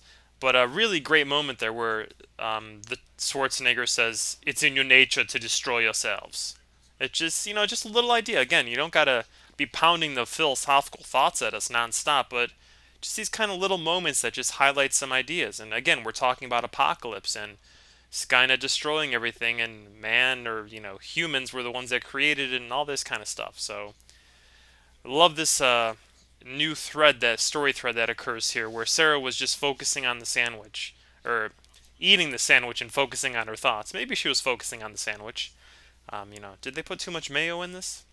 All right. But when she gets back in the car, her first question is, I need to know how Skynet gets built. That tells us, without expressing any thoughts that she was having while she was eating, what she was thinking about. She's still trying to change the future. So here, since the Terminator is programmed with all of Skynet's data, he can tell her everything he knows. So when the attack starts, and especially now, who built it. Now this new kind of story focus that's opening up here, this story thread, in some ways could be seen as violating screenplay structure. Because normally in most movies, once you establish a situation where, okay, You have to protect this future leader of the world, and here's the opponent who's trying to kill this person. You have the conflict established. You have the main characters already introduced. We're about an hour and 20 minutes into the movie here. So normally you don't introduce new characters into a film. And this structure here is something that reminds me a lot of True Lies, where here the T-1000, the main opponent, is going to disappear for about a half hour.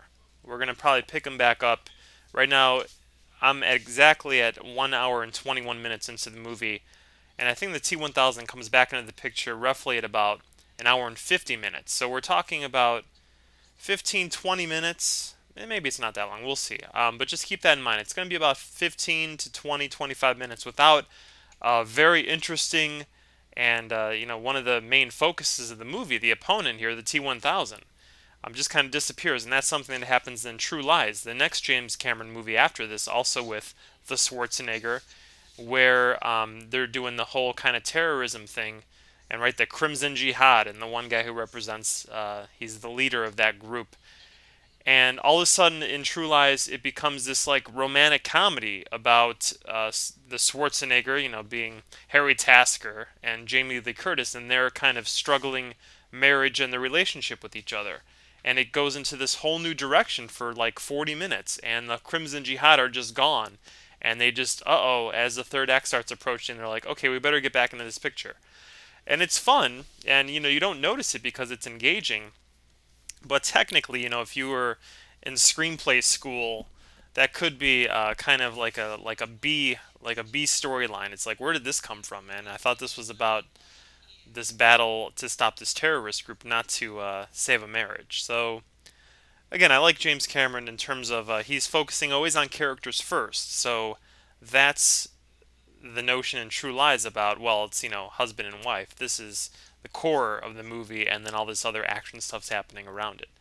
But it does feel like almost two movies in one.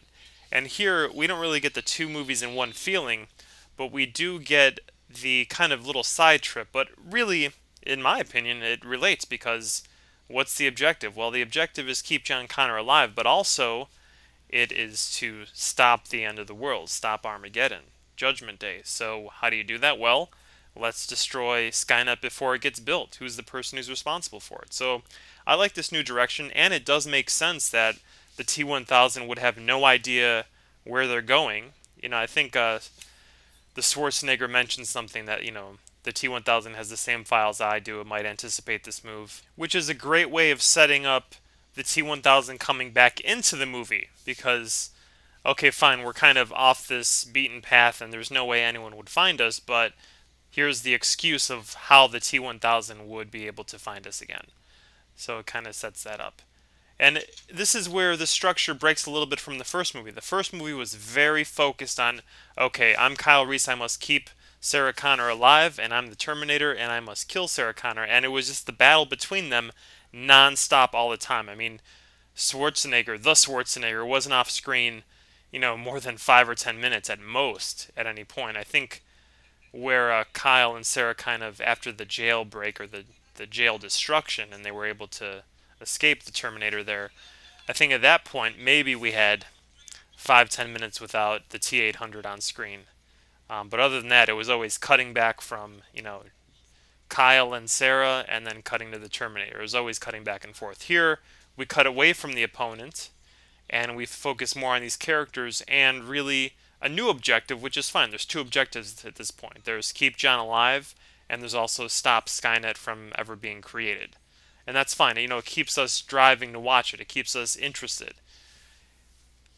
And that's really the task of all storytelling. And, if you're a filmmaker, oh, love this little comedic moment here. I'm at an hour and 25 minutes, and this is where the Schwarzenegger picks up the little kid and looks at him. So another great comedic moment. And we're still, getting a kick out of this idea that, yeah, this thing could be an ultimate killing machine, but now it's been reprogrammed, and it's kind of like a little dog. It's John Connor's Lassie.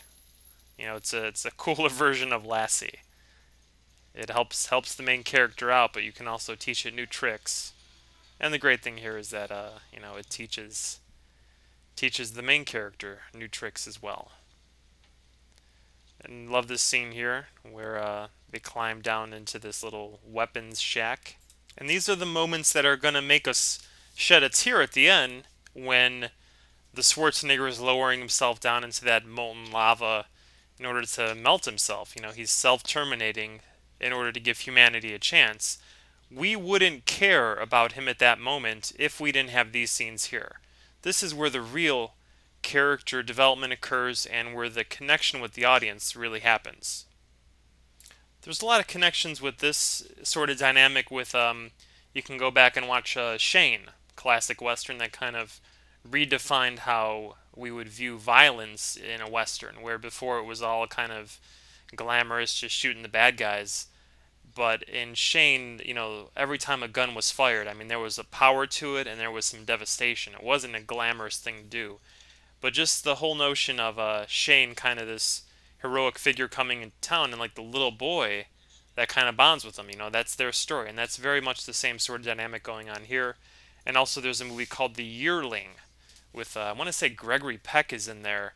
And it's basically like a boy kind of forms a relationship, gets attached to like a deer. And towards the end of the movie, not to ruin it, but one of the big things there was that the deer gets injured or something, or they can't take care of it anymore, and the father basically orders the boy to shoot it. So there's that interesting dynamic of like, here's something that I love. It's maybe doesn't speak the same language, and in that it's not even human, but that connection is formed. So very similar sort of things going on here, where it's a robot, but John Connor is approaching it as if it's a father figure. And here we have these nice little moments, right? John Connor's too weak to pick up the box, and the Schwarzenegger comes up from behind and picks it. It picks him up and the box. This is a hilarious moment. And great screenwriting, right? Anytime if a gun is introduced in the first or second act, it better go off in the third act. So this badass weapon from Predator, right? The Jesse the Body minigun is going to be fired soon. And that was a great little funny line where he picks it up, and then again we tie in with you gotta learn to smile, and it's a learning computer, so it would smile when it likes something, so it picks up the gun and smiles, and then it's definitely you. Such a great moment, and we just have non-stop scenes of character development. And now here we're, yeah, and I like how both Sarah Connor, in her mind, she's just got her own objective. She's already planning, but she's not speaking. Every time we see her, she's moving forward on her own little plan without verbalizing it to us. And we can just put these pieces together of like, okay, she's gearing up. She's just obsessed with thinking about how to stop Skynet and who's responsible for it. And, if we pay close enough attention, we can anticipate the move of her going off on her own to kill Miles Dyson. But I love this scene under the truck. As the camera kind of just slowly, very slowly, kind of, it doesn't zoom, it just more slowly rolls in on John as he's talking to the Terminator, talking about the father and his mom's relationship with Kyle Reese, and it was only one night kind of stuff, but she really loved him. But this, we need to have this stuff. It's as simple as that. Take it all away, and it's just sure, it's a bunch of great effects, and it's a thrill ride, as the quotes on the posters in the newspapers say. This summer's greatest thrill ride. Yeah, but it could be something more. So why I love T2 so much is that it's a great example of a totally just hoard out, big budget, designed, meant to be summer blockbuster, but it also has a lot of heart and it focuses on the characters. It's an example of what could be. The next movie after this, the previous movie before this that I really see as like a great example of that would be Empire Strikes Back. Return of the Jedi as well. It got a little bit cutesy with the Ewoks and all that kind of stuff, but it it maintained its core of character. And then after this, the Matrix. The Matrix, and then later on or earlier this decade, you can go with Lord of the Rings and the Spider-Man movies, except for Part 3 because they too much comedy. Spider-Man 3 was like Transformers, it relied too much on comedy and forgot about character and all that kind of stuff. So The Matrix also was focused on Morpheus and characterization and beliefs and philosophy. I mean, so deep. You can appreciate it on so many levels. It's amazing. And here we have Sarah Connor's voiceover. So she's carrying the theme of the movie. It's a lot of her beliefs that are being expressed, and we really get this notion here about the father. The father, the ultimate father. That it's kind of ironic. And without the sound, with just her voiceover, we're seeing the thumbs up in the relationship. And there's another great comedic moment when he does the high five up high, down low, too slow, and then the Terminator gives him this kind of angry look. It's funny, but it's what's connecting us. This whole sequence here, this like 10-minute little trip to the desert. It's funny how the desert here is the most fruitful part of the movie. It's where all the growth takes place. In the most barren landscape, we have the most growth taking place for the characters.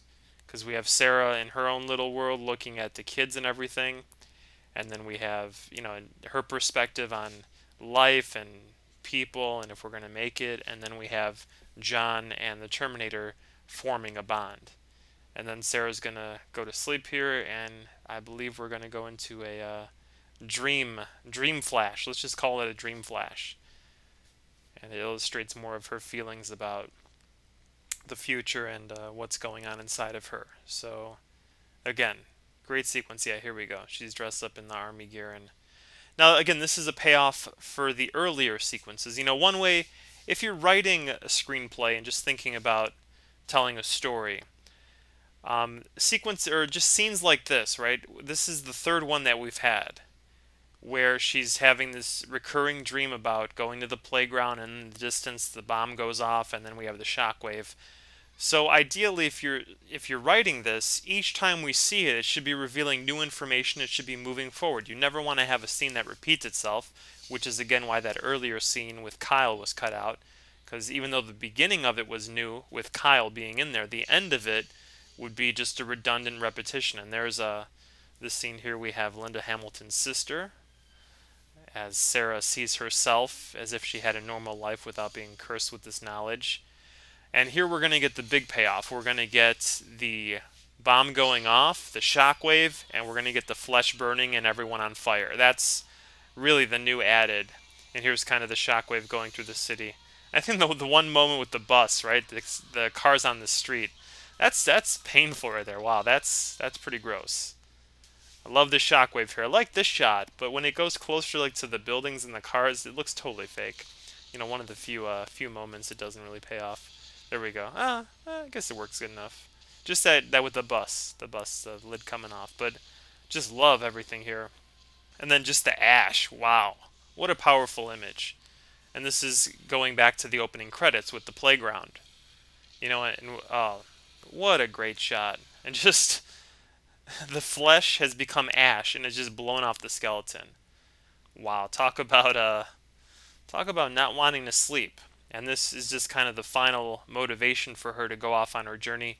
And of course, she's carved in no fate, which is a message that's carried over from the first movie. So, again, you can have these kind of ideas in a movie. There it is, no fate.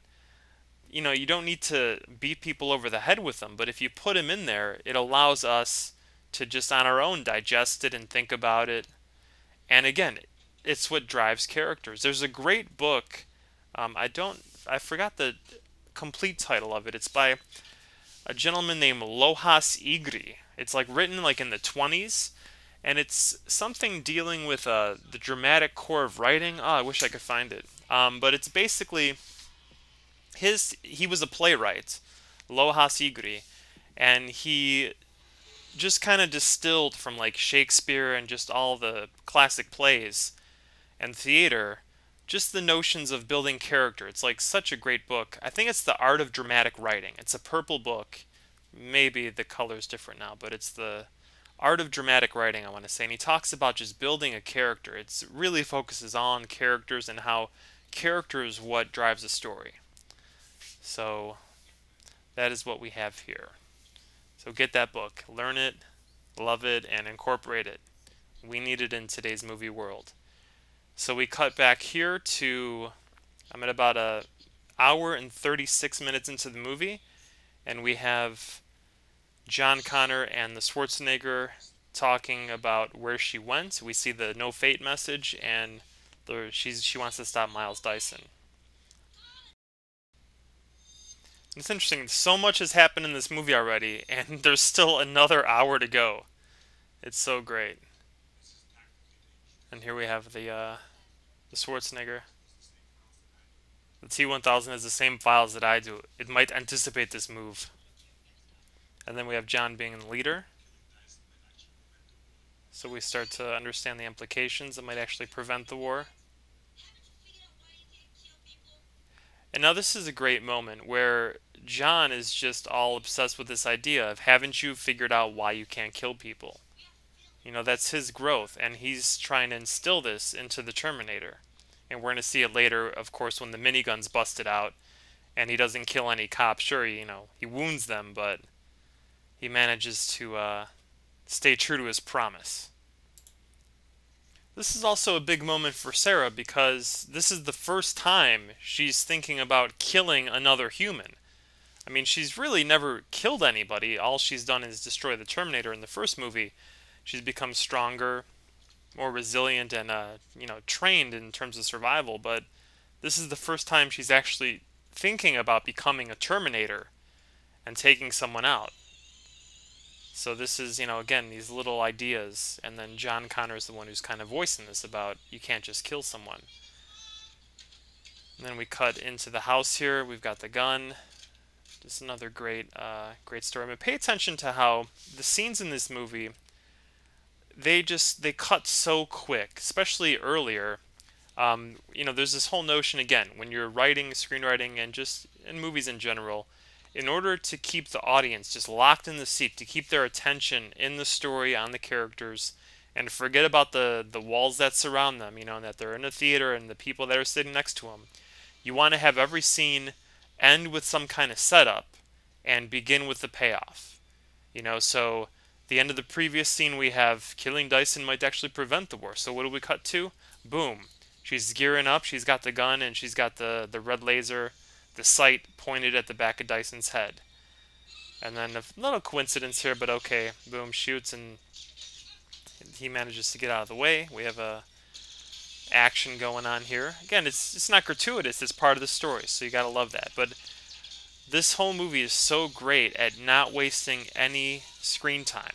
Our attentions are always kept, and we're back into pursuing objective here. We had basically a 10-minute huge sequence that dealt with mainly the thematic core of the story and all the different and the three major characters, with Sarah and her world, and then John and the T-800 starting to form their relationship. So the music again here, just nice and underplayed, and it almost gives you that little, there's that kind of dun where she's again becoming like this Terminator. This music was usually reserved for the T-800 or the T-1000 approaching, and now she's the one who's on the verge of becoming a killer. And here is a great moment when she can't do it, because she obeys her humanity. And just, I love what's going on within her. There's never any exposition of, here's what I'm thinking, here's what's going on inside of me in terms of what's driving her action. Yeah, we get these dream flashes, but here it all kind of just bubbles to the top. There's a volcano kind of emotion and thoughts and images and dreams and truth that she doesn't know is truth and she hopes isn't, this knowledge from the future.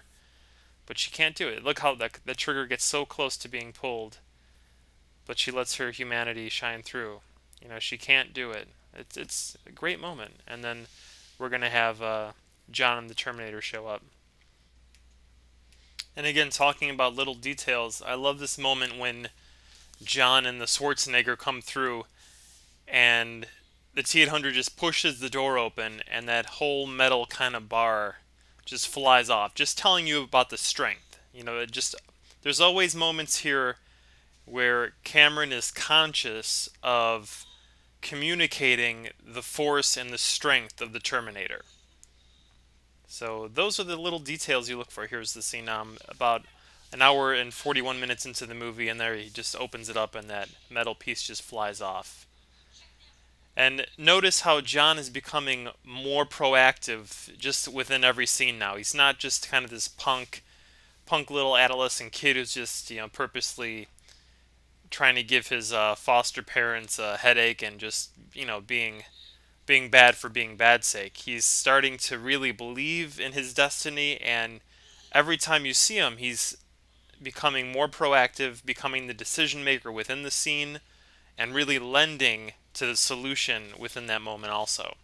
So we can see the growth, and this is something that T3 and Terminator Salvation really falter on. T3, I'll discuss it more when we do that movie night, but just in general, John Connor really doesn't undergo any change. He's pretty much the same. He just, oh yeah, I know about this future and I'm off the grid, but the T800 shows up again and their relationship isn't the same. He doesn't try to reconnect to him, and there really isn't any growth. And in Terminator Salvation, when John should really be accepting his destiny, it's very poorly done. There's little to no growth and kind of a frustrating experience.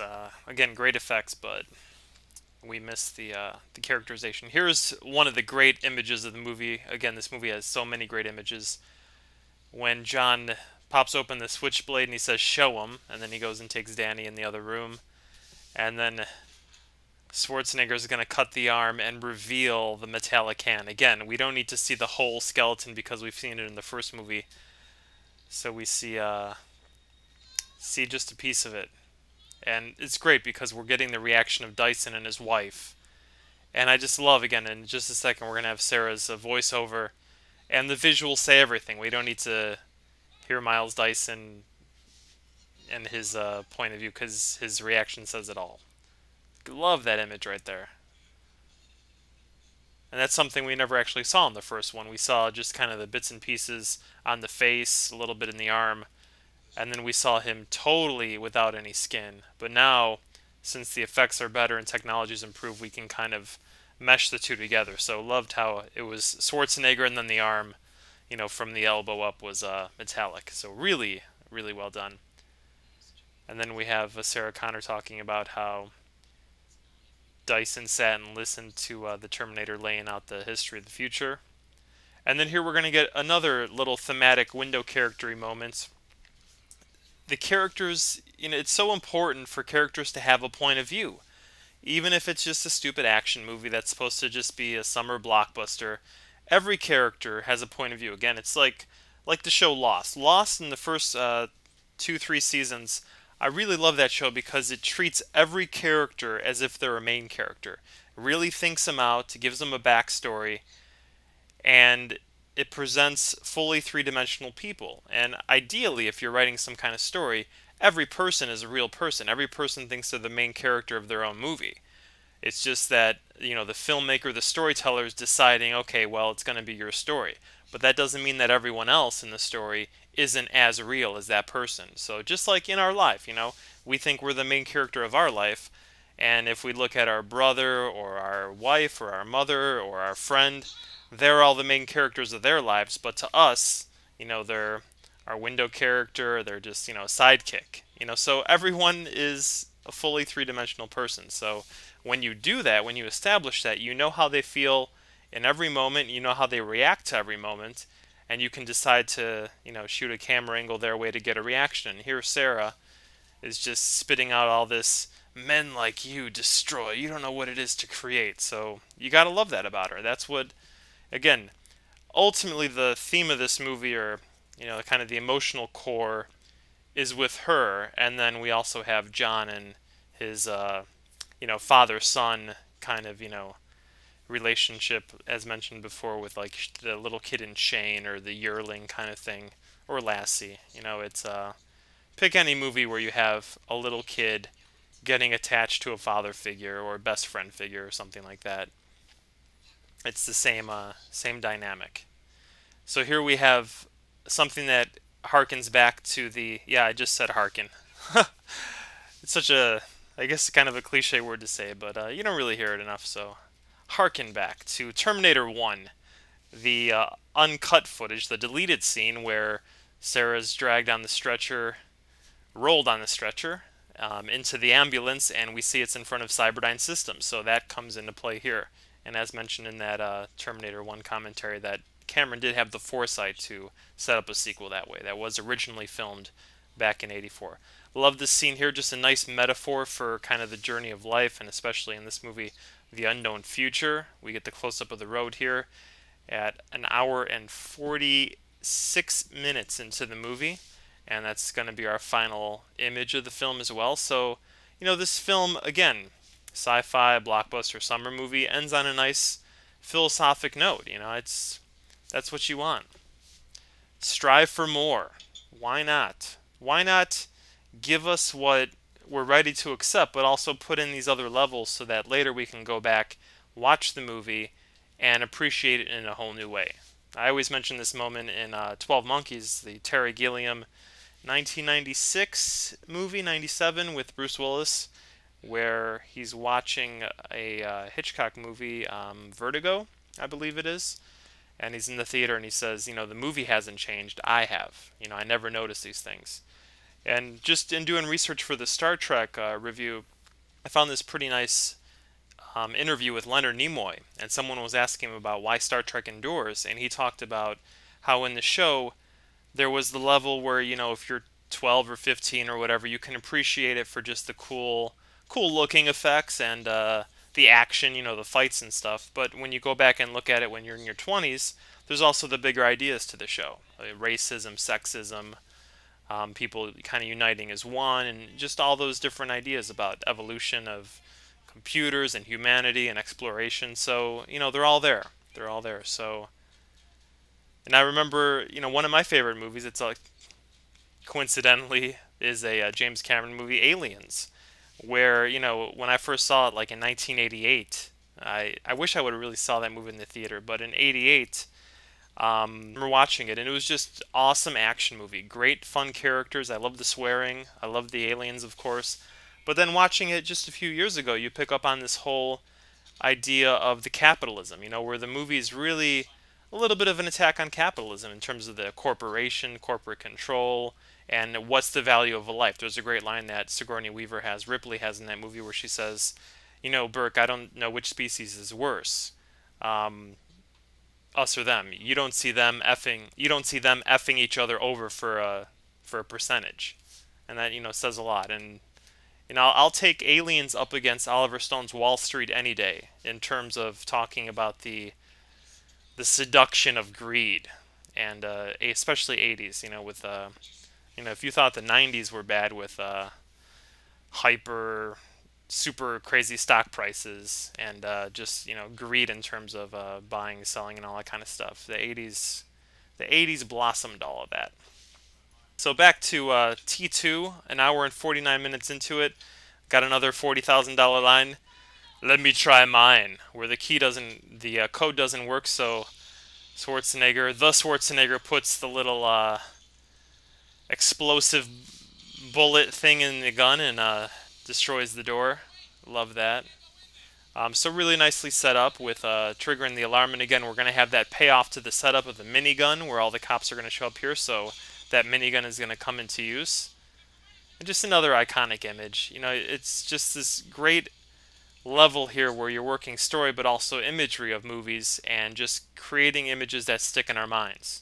And just, that's so great with Schwarzenegger shooting it and then the door blowing, and just all the shrapnel and the flame kind of passing through him. Another great image.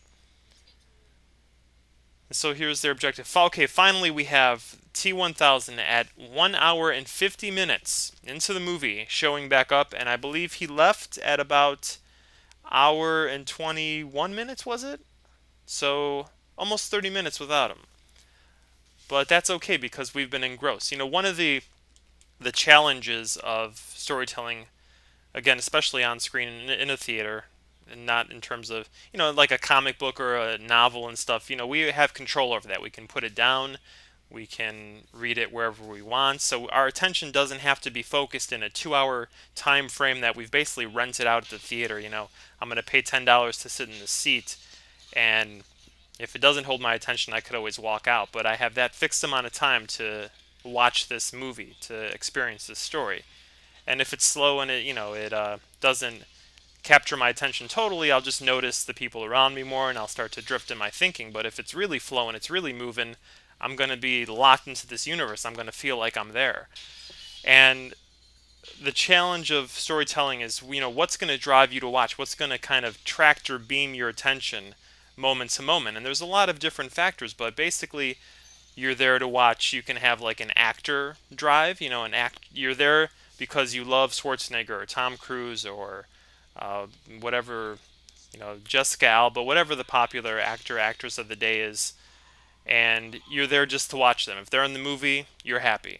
You're there to see special effects, the genre. You have like a genre drive. The more set pieces, the more effects there are, the more, you're going to be dragged along to watch. There's also the objective. What's the objective that the character has at the moment? Are they always pursuing it in every scene? That's going to keep you locked in. The thematic drive. Am I watching it because I want to see how this character changes scene to scene, sequence to sequence throughout the movie? So there's an opposition drive, of course. Opposition's tied in with objective and main character, but the more your opponent's on screen, the stronger that they act. Again, I always talk about The Dark Knight most recently for a great opponent, but, I love Agent Smith in The Matrix or Hannibal Lecter. Anytime, those characters are on screen, it's like, boom, you're locked in. There's a lot of different drives that a movie can have. And ideally, hopefully the movie you're watching has all of them going on. So at this moment, an hour and 52 minutes in, and here we have, again, a payoff from the earlier setup where John Connor uses his credit card trick to open up Cyberdyne Systems' computer, the little lock here, which I kind of, I'll buy it. I don't really believe it 100%, but why not? I think this advanced corporation would have a little bit more of a tighter security system than the average ATM machine. So love all the explosives being set up. So that's just, again, that's a drive right there. This is a setup. You're in this moment in the theater saying, okay, look at all these explosives within the next couple minutes. This building's going to go boom. I'm sticking in the seat because I want to watch this. Now, all these characters, their combined objective at this moment is to destroy Skynet, and that means destroying Cyberdyne Systems, all the evidence of the first T-800, and I love this. I'll take care of the police. Trust me. Another great scene, perfectly framed within that arch of the explosed door. The explosed door? I don't know if that's a word. The exploded door. Love that kick right here. Strong leg muscles there. And here we go. Minigun Part 2. Part 1 being Predator, with the famous chopping down of the forest with bullets. So love this sequence here, and of course, we do the Terminator vision and zero casualties. I always think, like, if I'm a police officer in this moment, and some dude with a minigun just showed up and just took out every single piece of equipment, left the rest of us alive, I don't think I would stand back up and start shooting at him. Now, I think I have enough common sense to stay away. So that's one thing that always bothers me in these action movies, like the Star Trek equivalent of the red shirts, the anonymous law enforcement officers don't really get a hint, like, hey, we're up against like a force that's really bigger and tougher than we are, so why don't we just not bother with trying to stop them. But after this sequence, after he stops blowing everything up and he walks away, that always kind of bothered me. It's almost like he assumes that he's going to be unnecessary in a moment. Like the Act 3's coming up, so why doesn't... Act 3's approaching, so he knows the movie's going to be over. He knows his end, he knows he's going to lower himself and, commit roboticide. Because he walks away and he lets himself get hit with all these bullets. I mean, why would he do that if his mission is to protect John Connor, and in order to do that, he needs to look as human as he can. Again, I guess he can regenerate, but why do it? But again, it looks cool. And here we have all the coppers fighting back, and explosive war zone. Now, again, 91, this little set piece was a pretty big deal. You really, Die Hard had the building exploding in 88. You really, and what's the First Blood or not First Blood? Rambo 2, First Blood Part 2, whatever the crazy titling of that series was. There was the famous moment when the Russian helicopter dropped like that gas explosive kegger, and the whole waterfall set on fire. That was a huge set piece. And that was another James Cameron written movie. But I think that was 84, 85, right after Terminator. So again, that was a big set piece. These huge action set pieces weren't as common as they are today because they had to use real places and real items, real effects.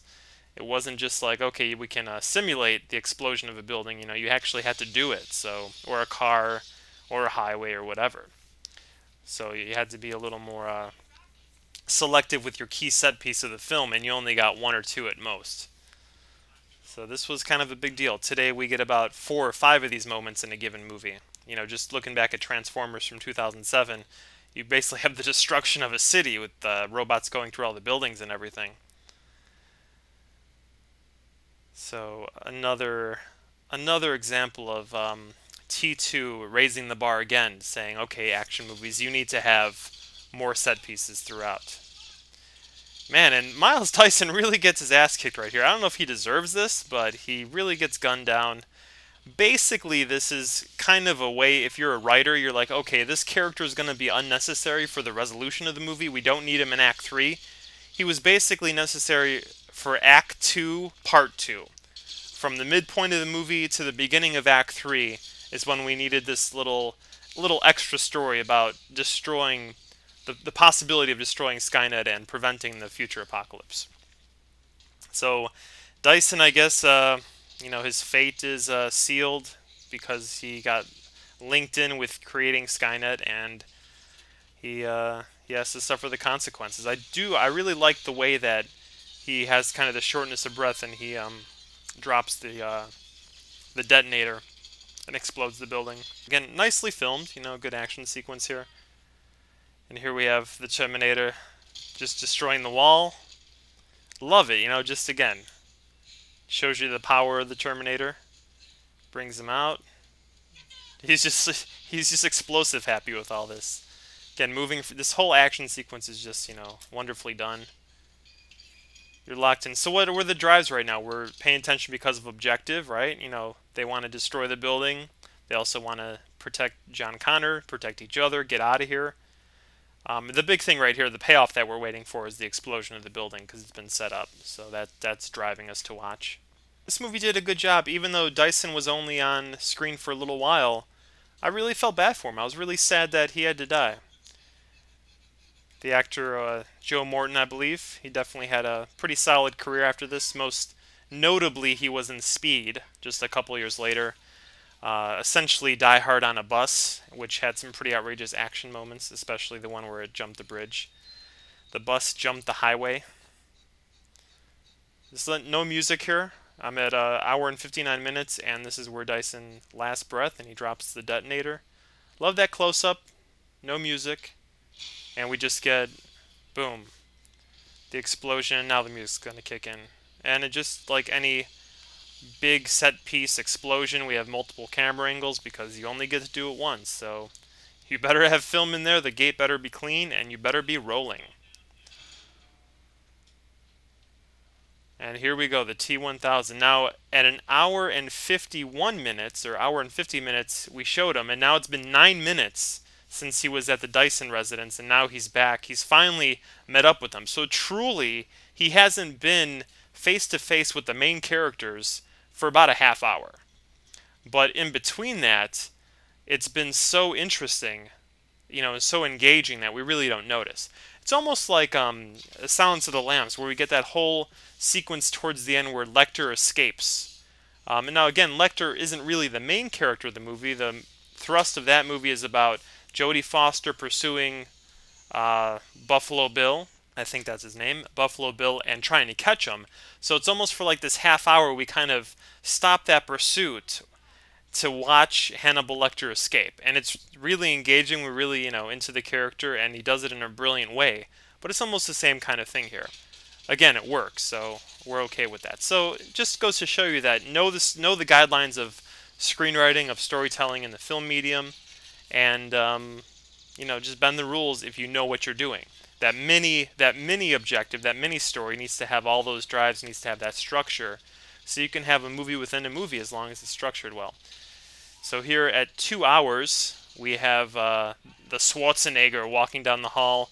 He gets shot up pretty bad. We have the good sound effects. Again, sound effects make us believe the reality a little bit more. And ow, that hurts. The gas gun hitting these guys in the back and in the chest. And then the T-1000 rolls in. I love that little detail there of the flame on the motorcycle. Very well done. And just another great action moment when he sees the helicopter and he's going to jump.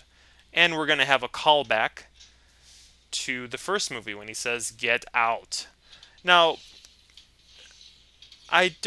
offhand, I can't really recall how many sequels do callback lines to their first installments. Nowadays, it's done a lot. But, back at this time, I get the feeling that it was relatively a newer kind of little aspect to sequels. Maybe in horror movies you had kind of, if it's Freddy Krueger or something, he's going to use the same line. But something like this, and there we have the learning computer. Schwarzenegger figures out that the keys, he doesn't need to destroy the dash, that the keys are in a nice little hiding spot. Nice action sequence here with the car, with the paddy wagon, and he does the turn. And they get in, and we're going to be approaching our final couple sequences here towards the end.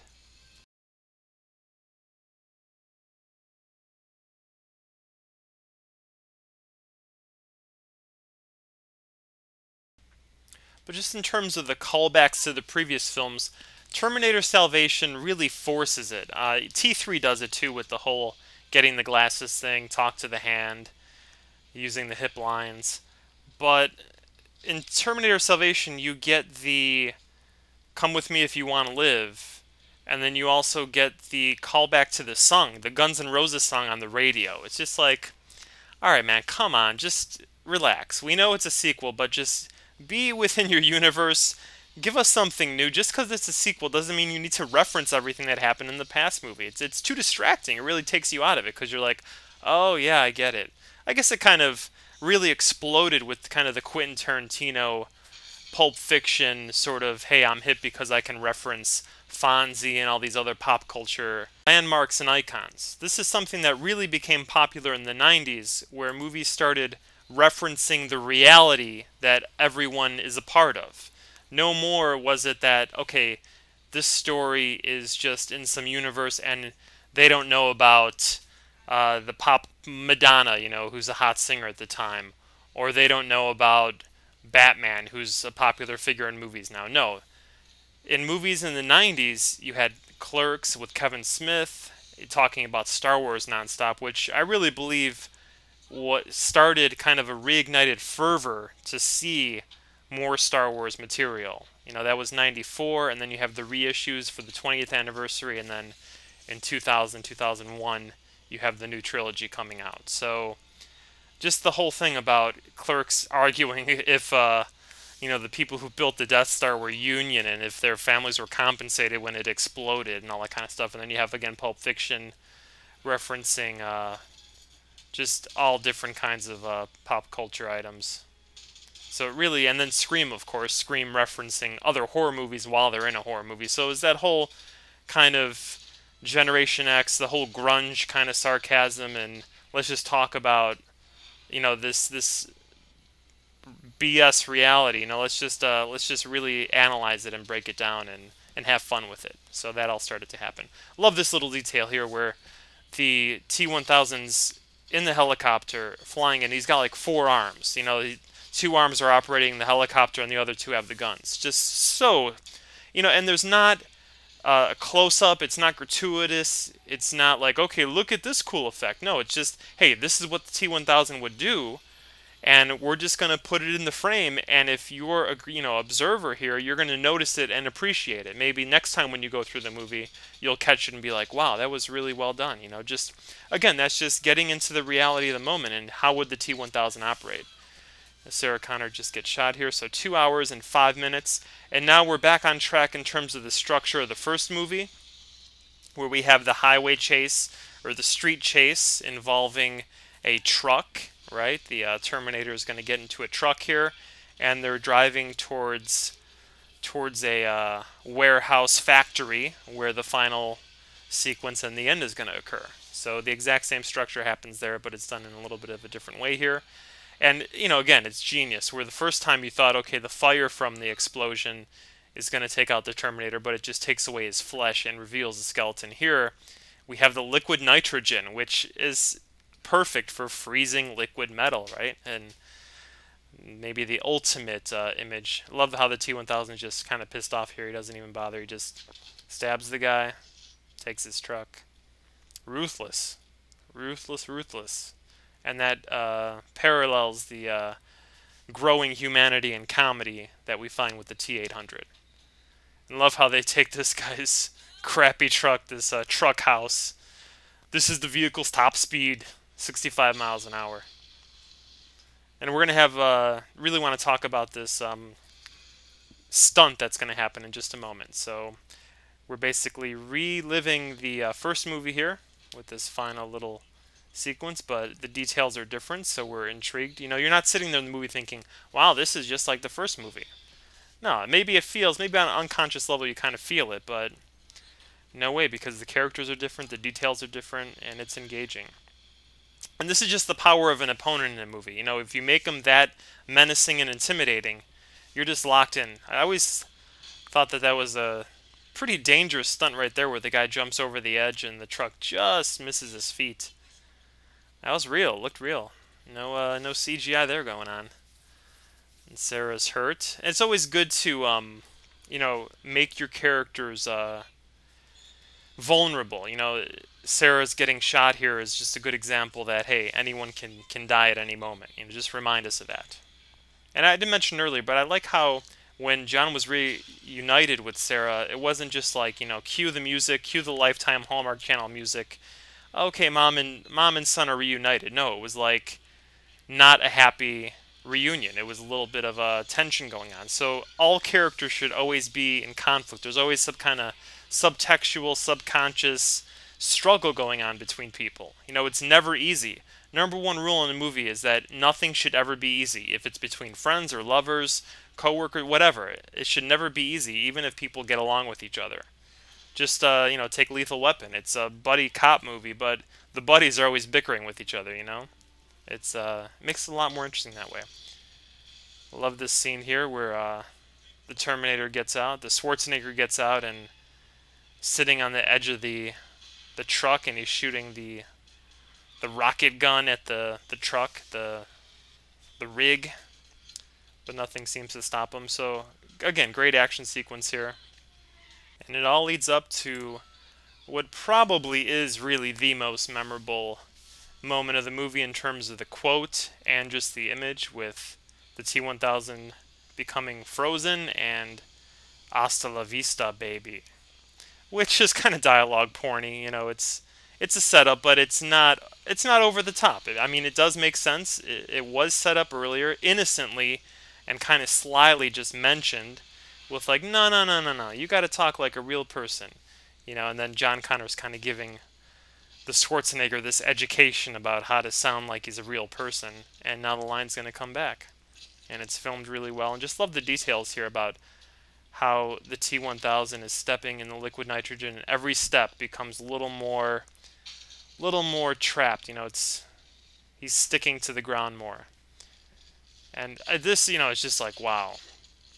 Never seen anything like this on screen before, and it makes perfect logical sense that liquid metal would turn into this when subjected to this freezing element. And then we have here's our money shot moment, but not gratuitous.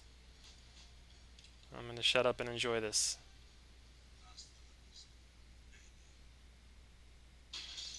So really nicely framed, "Hasta la vista, baby," and then do like a little rack focus to the gun, and then we get the T-1000 shattering into thousands of pieces.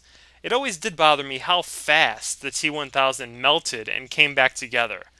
It was like, okay, that was great. It was dramatic. It was fun. That's the equivalent of the first movie when the truck explodes and Sarah and Kyle are on the ground, and they think that that the T800 is melted or taken care of, and then he kind of raises from the scraps to present itself.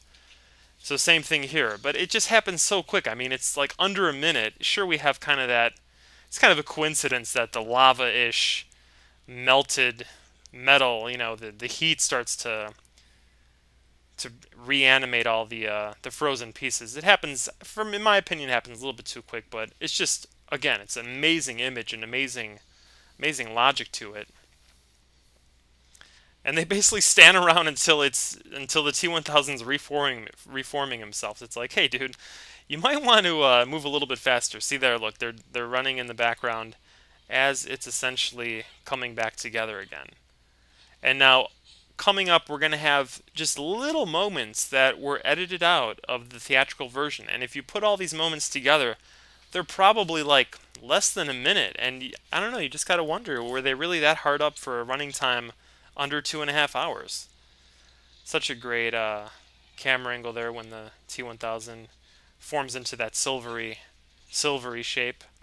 Okay, so in the uncut version, there's the T1000 has been damaged, and it's constantly almost like refreshing itself, like a page on the computer where you just constantly refresh, and there's like this ripple effect going on through it. So here's one moment when the T1000 grabs the handrail, and the hand has morphed into what the rail looks like. So it's the T1000's losing control over when it changes. And so here we go, the little pan down, and like his arm is now looking like the railing. So I love how the fingers kind of drag out, and he just looks at it, does like a little flip, and it changes back. And now on the T1000, there's going to be like a rippling thing going on. So towards the end, it kind of comes into play when the T1000 is looking like Sarah and calling to him, and John looks down, and the feet are now like the metal grating. So that's kind of one of the reveals. And again, this is just like the end of the first one, where you have Sarah being led by her future protector, but this time her son's with her. And the fear is just as great as it was in that first one, because the T1000's been established as a solid opponent. And just the trivia of this moment is that actually this factory was cold. It looks like it's like 100 degrees in there, 120 degrees, but I think it was like 40 or 50 degrees, something like that. Here we have our second battle with the Terminators. The first one was just a little bit of a tease. Now we're really going to get into it. And again, every time the T1000's on screen, we have a nice variation of what it can do. There's one moment I'll mention coming up in just a second, but again, this music is just nice and underscored, not over the top, just kind of accentuating the moments that need to be. Nice choreography here. Love this here. Throws him and then throws the T1000 against the wall face first, and then it just reverses itself without needing to turn around. And the back of the head becomes the face. Love that punch and how the T1000 morphs around the fist and grabs it. And then we have the T800 trapped. Its arm is trapped by the gear. And you kind of got to wonder why the T1000 wouldn't just finish off the job, just terminate the T800 in order to make sure that nothing else would be in its way. But that's kind of a little bit of a cheat. Those moments always bug me in action movies where it's like you have an opportunity to just take out your threat, but for some reason you let him or her stay alive because there has to be that final moment at the very end where they come back and do something heroic. But we'll buy it because it's done a good job so far, so you got to give it a little bit of a leeway. And I love how the T800 has no arm now. Forrest Gump. Forrest Gump's another movie that was this technology allowed the famous blending of Forrest into the past. So this computer revolution really unleashed the imagination and affected movies up until today. It's a great moment that Sarah is willing to sacrifice herself. Just, get John away and let her fight the Terminator on her own. And love this sequence here, just with Sarah, where she's got basically one arm and she's doing another great move with the shotgun. We had the Terminator earlier, the Schwarzenegger doing the flip with the shotgun, and here she's going to be doing the one-armed crank. And it's a little bit overly dramatic. Another great shot here where it goes through its eye, and see the hole and the background through it. And finally, we get some healing on the move here, where we see the back of the T-1000's head into heels. Nicely done. And Robert Patrick, or the T-1000, doesn't really have a lot of lines in this movie. Just as sparse as it was in the first movie for Schwarzenegger. We get the finger blade again. I know this hurts. Call to John. This is a moment that hasn't occurred yet in the movie, where we have Sarah Connor meeting the T-1000. Another important thing in writing and screenwriting, just writing in general, is do all your characters have conflict with each other? Sometimes it's not necessary, just as in Star Trek II, Khan and Kirk never meet physically. They just meet through the view screens. The actors actually during that movie never were in the same room together. So it made sense for that story. Here, you kind of have to think, well, okay, what would it be like if Sarah Connor and the T-1000 met? And thankfully we find out. We have a chance for that to occur on screen, and it's a great moment. And then we have, of course, the payoff of the setup of the T-1000 not finishing off the T-800, where another great effect, where we have the Schwarzenegger with the metal bar just take out the whole side of the T-1000. It's just another way to show off the capabilities of this villain and the effects without being over the top and having the pointers like, hey, look at all this. Love that moment when he had Sarah Connor up against the wall with one finger and that other finger was slowly approaching her eye. So well done. So here he finishes off the T-800. And as I'm watching this in the theater, it was a sad moment. It's now the T-800 we're on its side. We feel about it just the way John Connor does. And that's the beauty of those little moments when they bond. Just like Transformers, should have done a little stronger. It did enough with Bumblebee and Sam, but that relationship could be tweaked a little more. I wish we had more of Bumblebee's point of view in that. I wish it was a two-way relationship instead of one-way. And I kind of wish it got rid of the cutesy song. I communicate to you by playing different songs. Works for a little while, but we don't need to give them a voice, give them a personality. And here we have the T-1000 spears the T-800, and we have the kind of cheesy electricity, right? The spider web kind of electrical effect, and it looks like he's dead. But of course we know he's not going to die. He's got to be there at the end. And it's like going into reserve power. I'll buy it. It's kind of like, alright, I guess you have a reserve power bank. I think they even use that in the third movie. It's like, okay, we got it in the second, don't use it in the third. Because there was nothing like that used in the first movie, so this is something new here. As long as it's new, as long as it's believable, we can go with it. Here coming up is the Sarah Connor shotgun part. I forgot about the little interruption by the T-800 and that image of the eye. So again, working with all the images established in the first movie, continuing that here. Very little dialogue, it's all action, it's all visuals, which is the strength of the cinematic medium of cinema, of film. Tell it through visuals, we don't need to have so many words. Music and visuals, right? Music, we get this little heroic kind of tinge on the music here. He's back, he's got the gun. 2 hours, 22 minutes into the movie, we're about 10 minutes or so from the completion of it. Love how the T-1000 here is using that trick from the first movie where the T-800 went to Sarah Connor's, her mother's house and imitated her voice to get the information of which hotel they're staying at. So here we have The T-1000 imitating Sarah Connor. John is drawn to her because of the knowledge that in the previous parts of the movie, John's always gone to rescue his mom. And then we have John look at the feet here, and he sees that it's the T-1000, and then Sarah behind, we get all the shotgun blasts, and I love how this is pushing the T-1000 towards the edge, and then, of course, I mean, it's very, it's bordering on cliche, where, of course, the last shot isn't going to happen, and it's not going to send the T-1000 over. Love the finger wave right here. Nice little comedic moment. You thought you could take me out. It's kind of too perfect that, of course, the last shot wouldn't be there, but that leaves us for the bigger dramatic moment. Again, this is a structured story. It's created by people to entertain people. So let's heighten the dramatic moments a little bit. Oh, I love this. The grenade launcher, and it explodes in the T-1000. Just a big blob of a mess. What an awesome just a tilt up. And then boom, it falls over.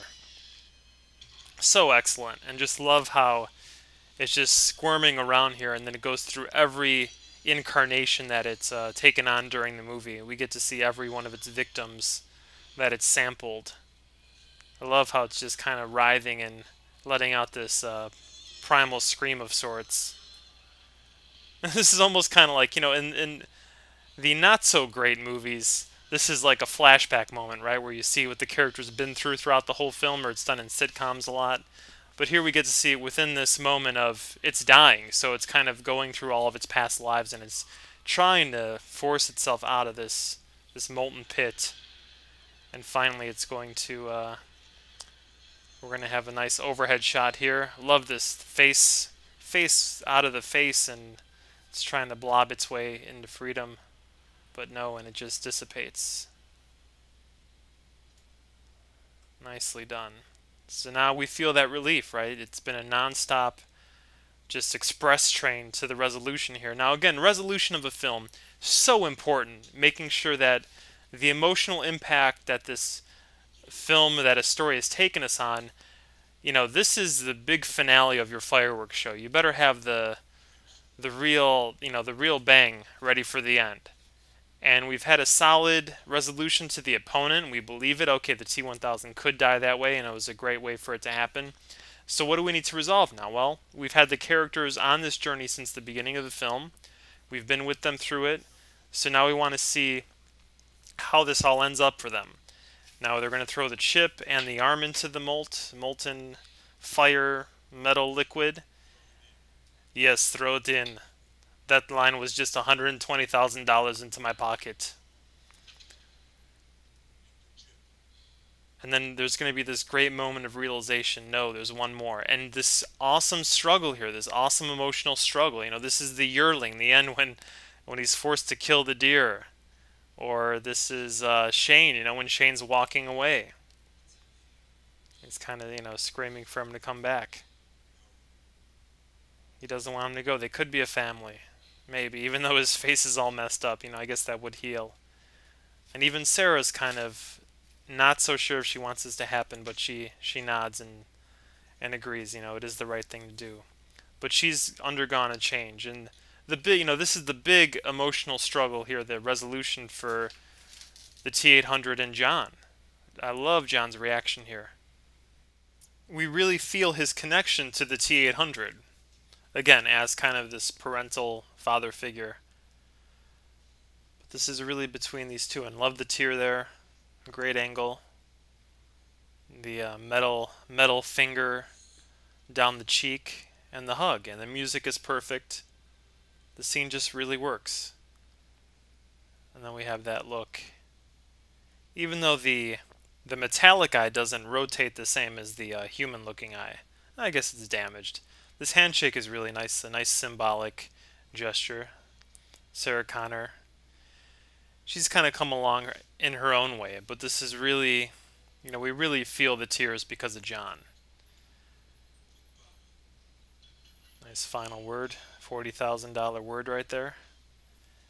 And again, compare this to any of the most recent blockbusters. Let's just use blockbusters, not Oscar-nominated dramas that have to live here, so they really need to focus on this. They can't be seduced by spectacle and other effects that can kind of distract them from the core of the storytelling.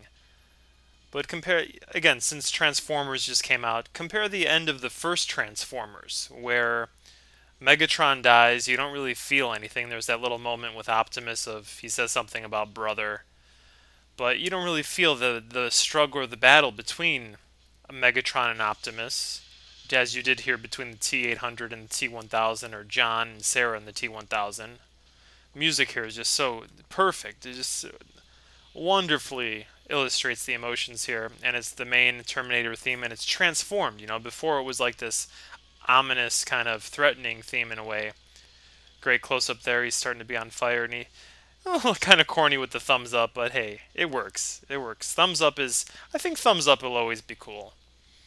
It's a timeless symbol of hipness.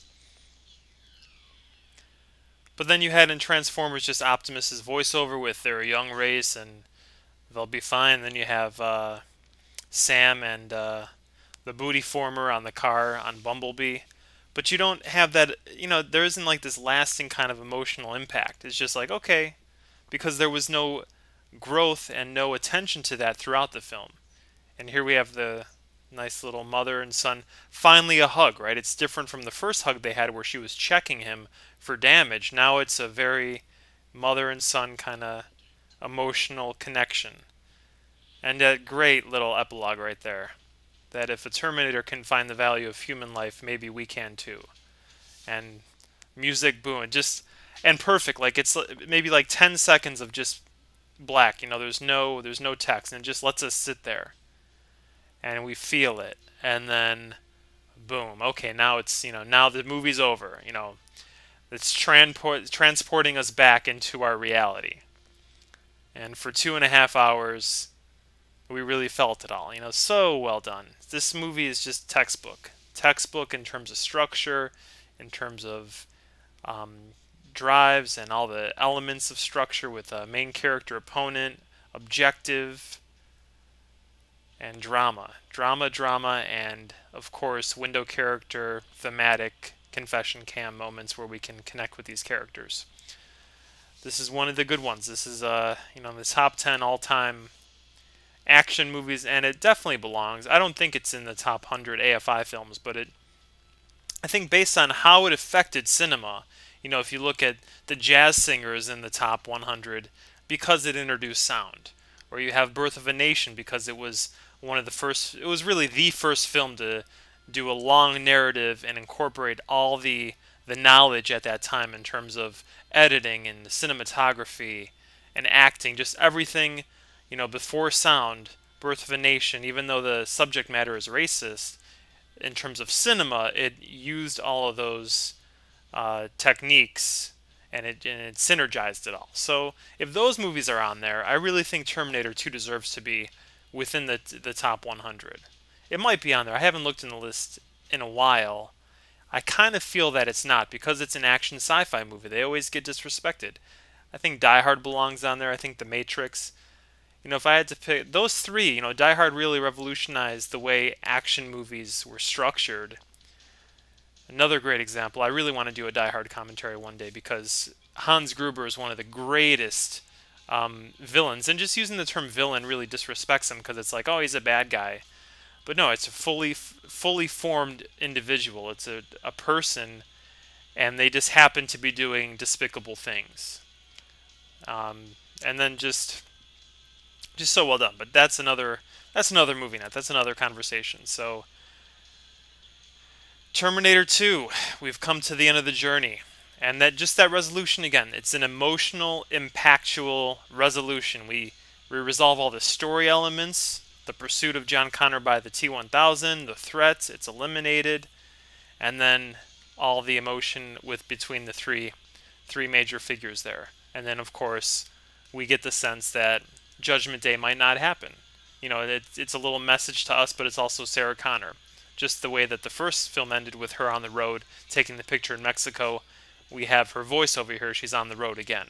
Now there is an uncut scene that's not included in the Ultimate Edition because I guess this isn't the Mega Super Terminator Ultimate Mega Edition, because there is a scene, it was filmed, I believe, where Sarah Connor is on the playground, right? The playground was a kind of a thematic, the dream flash visual here. And she's on the playground as an older woman. And John is there grown up. I don't know if he has a kid. And Judgment Day has not happened. So there you go. Part 3 cannot happen. I mean, this sequel is absolutely one of the greatest just sequels, whether it's a drama or a horror movie or an action movie. This is definitely right up there for me with The Godfather Part 2. Obviously, The Godfather Part 2 is a lot more complete in a lot of other ways, but this is really up there. It raises the bar. I mean, James Cameron, two solid sequels with Aliens and Terminator 2. I think in Scream Part 2, they make mention of him as one of the best sequel director writers. But this movie just it completes the Terminator universe. It comes full circle. It just we have an ending. We have a resolution. We're satisfied. If there was never another sequel, we would be fine because there's no opening here. But again, part 3, we got to think of something. So in this final movie night, in terms of the Terminator trilogy that will be up relatively soon, maybe within the next month or so, Terminator 3 is basically going to say, well, it just happened a little bit later. And it's not really going to get into why and how destroying Cyberdyne and all that didn't stop Judgment Day or didn't stop the creation of Skynet. You could say that, okay, they wouldn't hold it in one location and they would have it in, maybe there was, Miles Dyson was just one of the project managers or something, and there were other people on the project as well, which would make sense. So they probably missed something, but then again, Dyson would have probably said something about that. So we'll accept it and we'll get into T3 a little bit later. But as far as I'm concerned here, this is just such a step up for Cameron in terms of storytelling from the first Terminator, and it continues this his ability to focus everything in characters. I eventually want to do a movie night for Aliens, and that's just, again, centered around characters. Hudson, Ripley, Hicks, Newt, Bishop, everyone is just Paul Reiser's character, Burke, right? Burke is his name.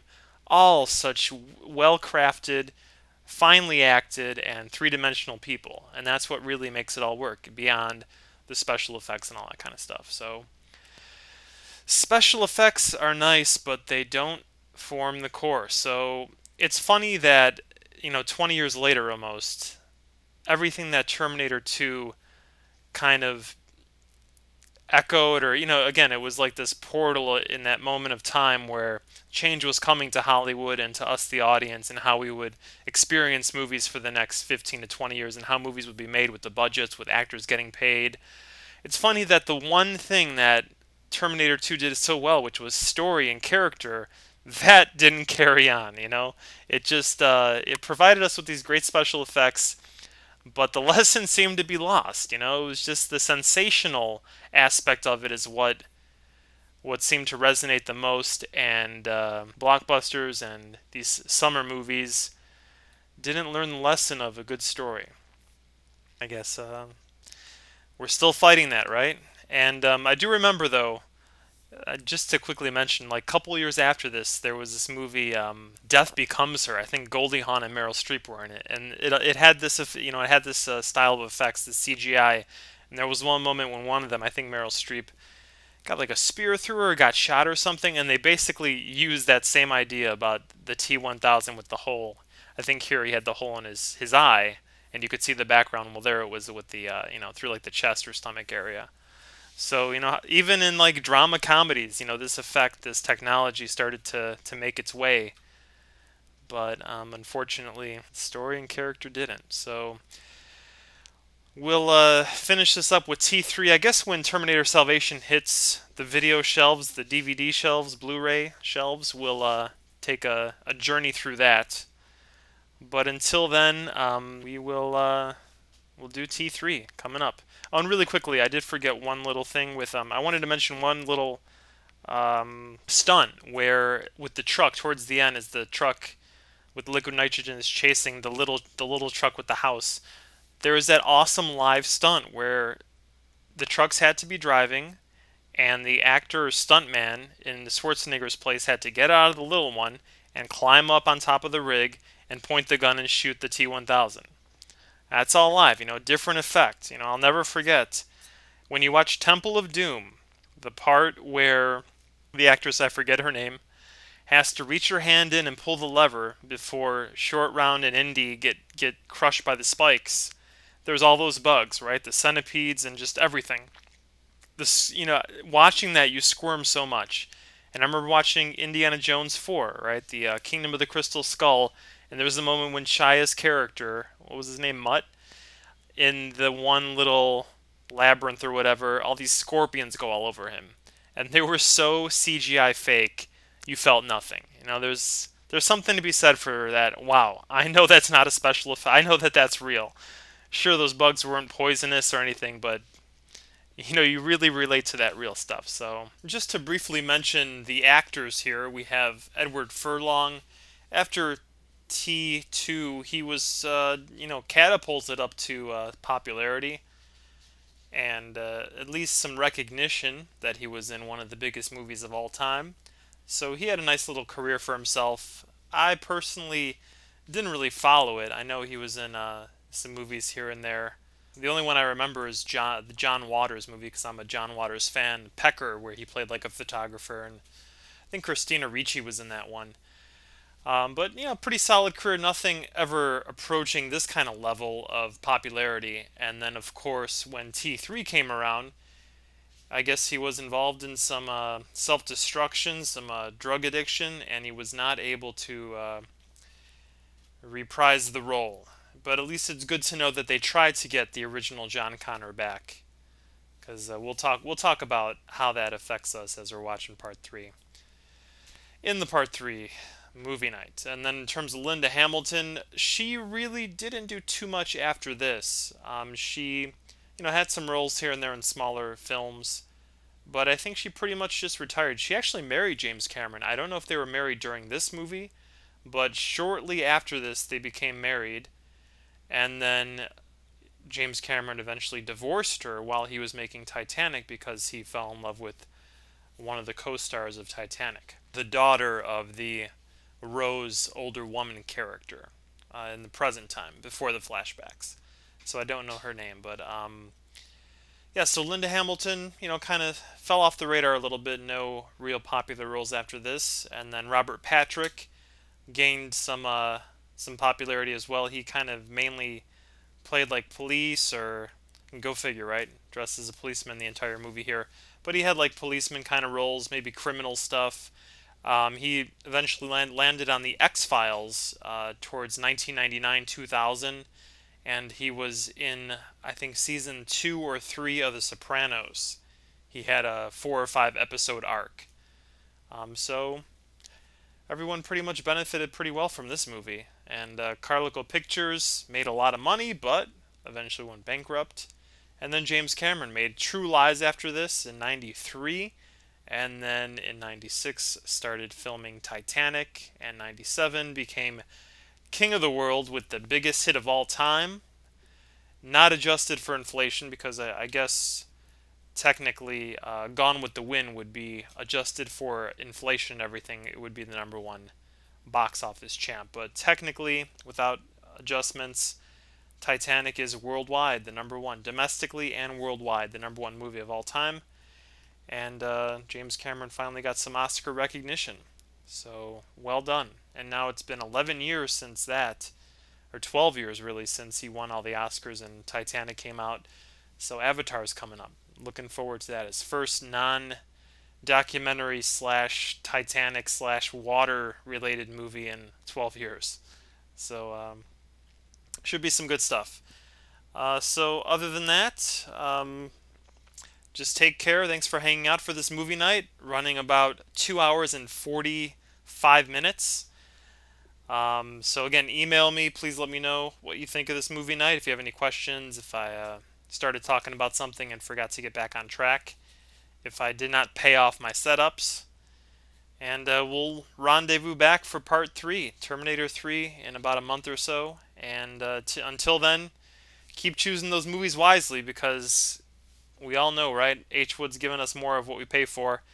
And until then, long live good movies!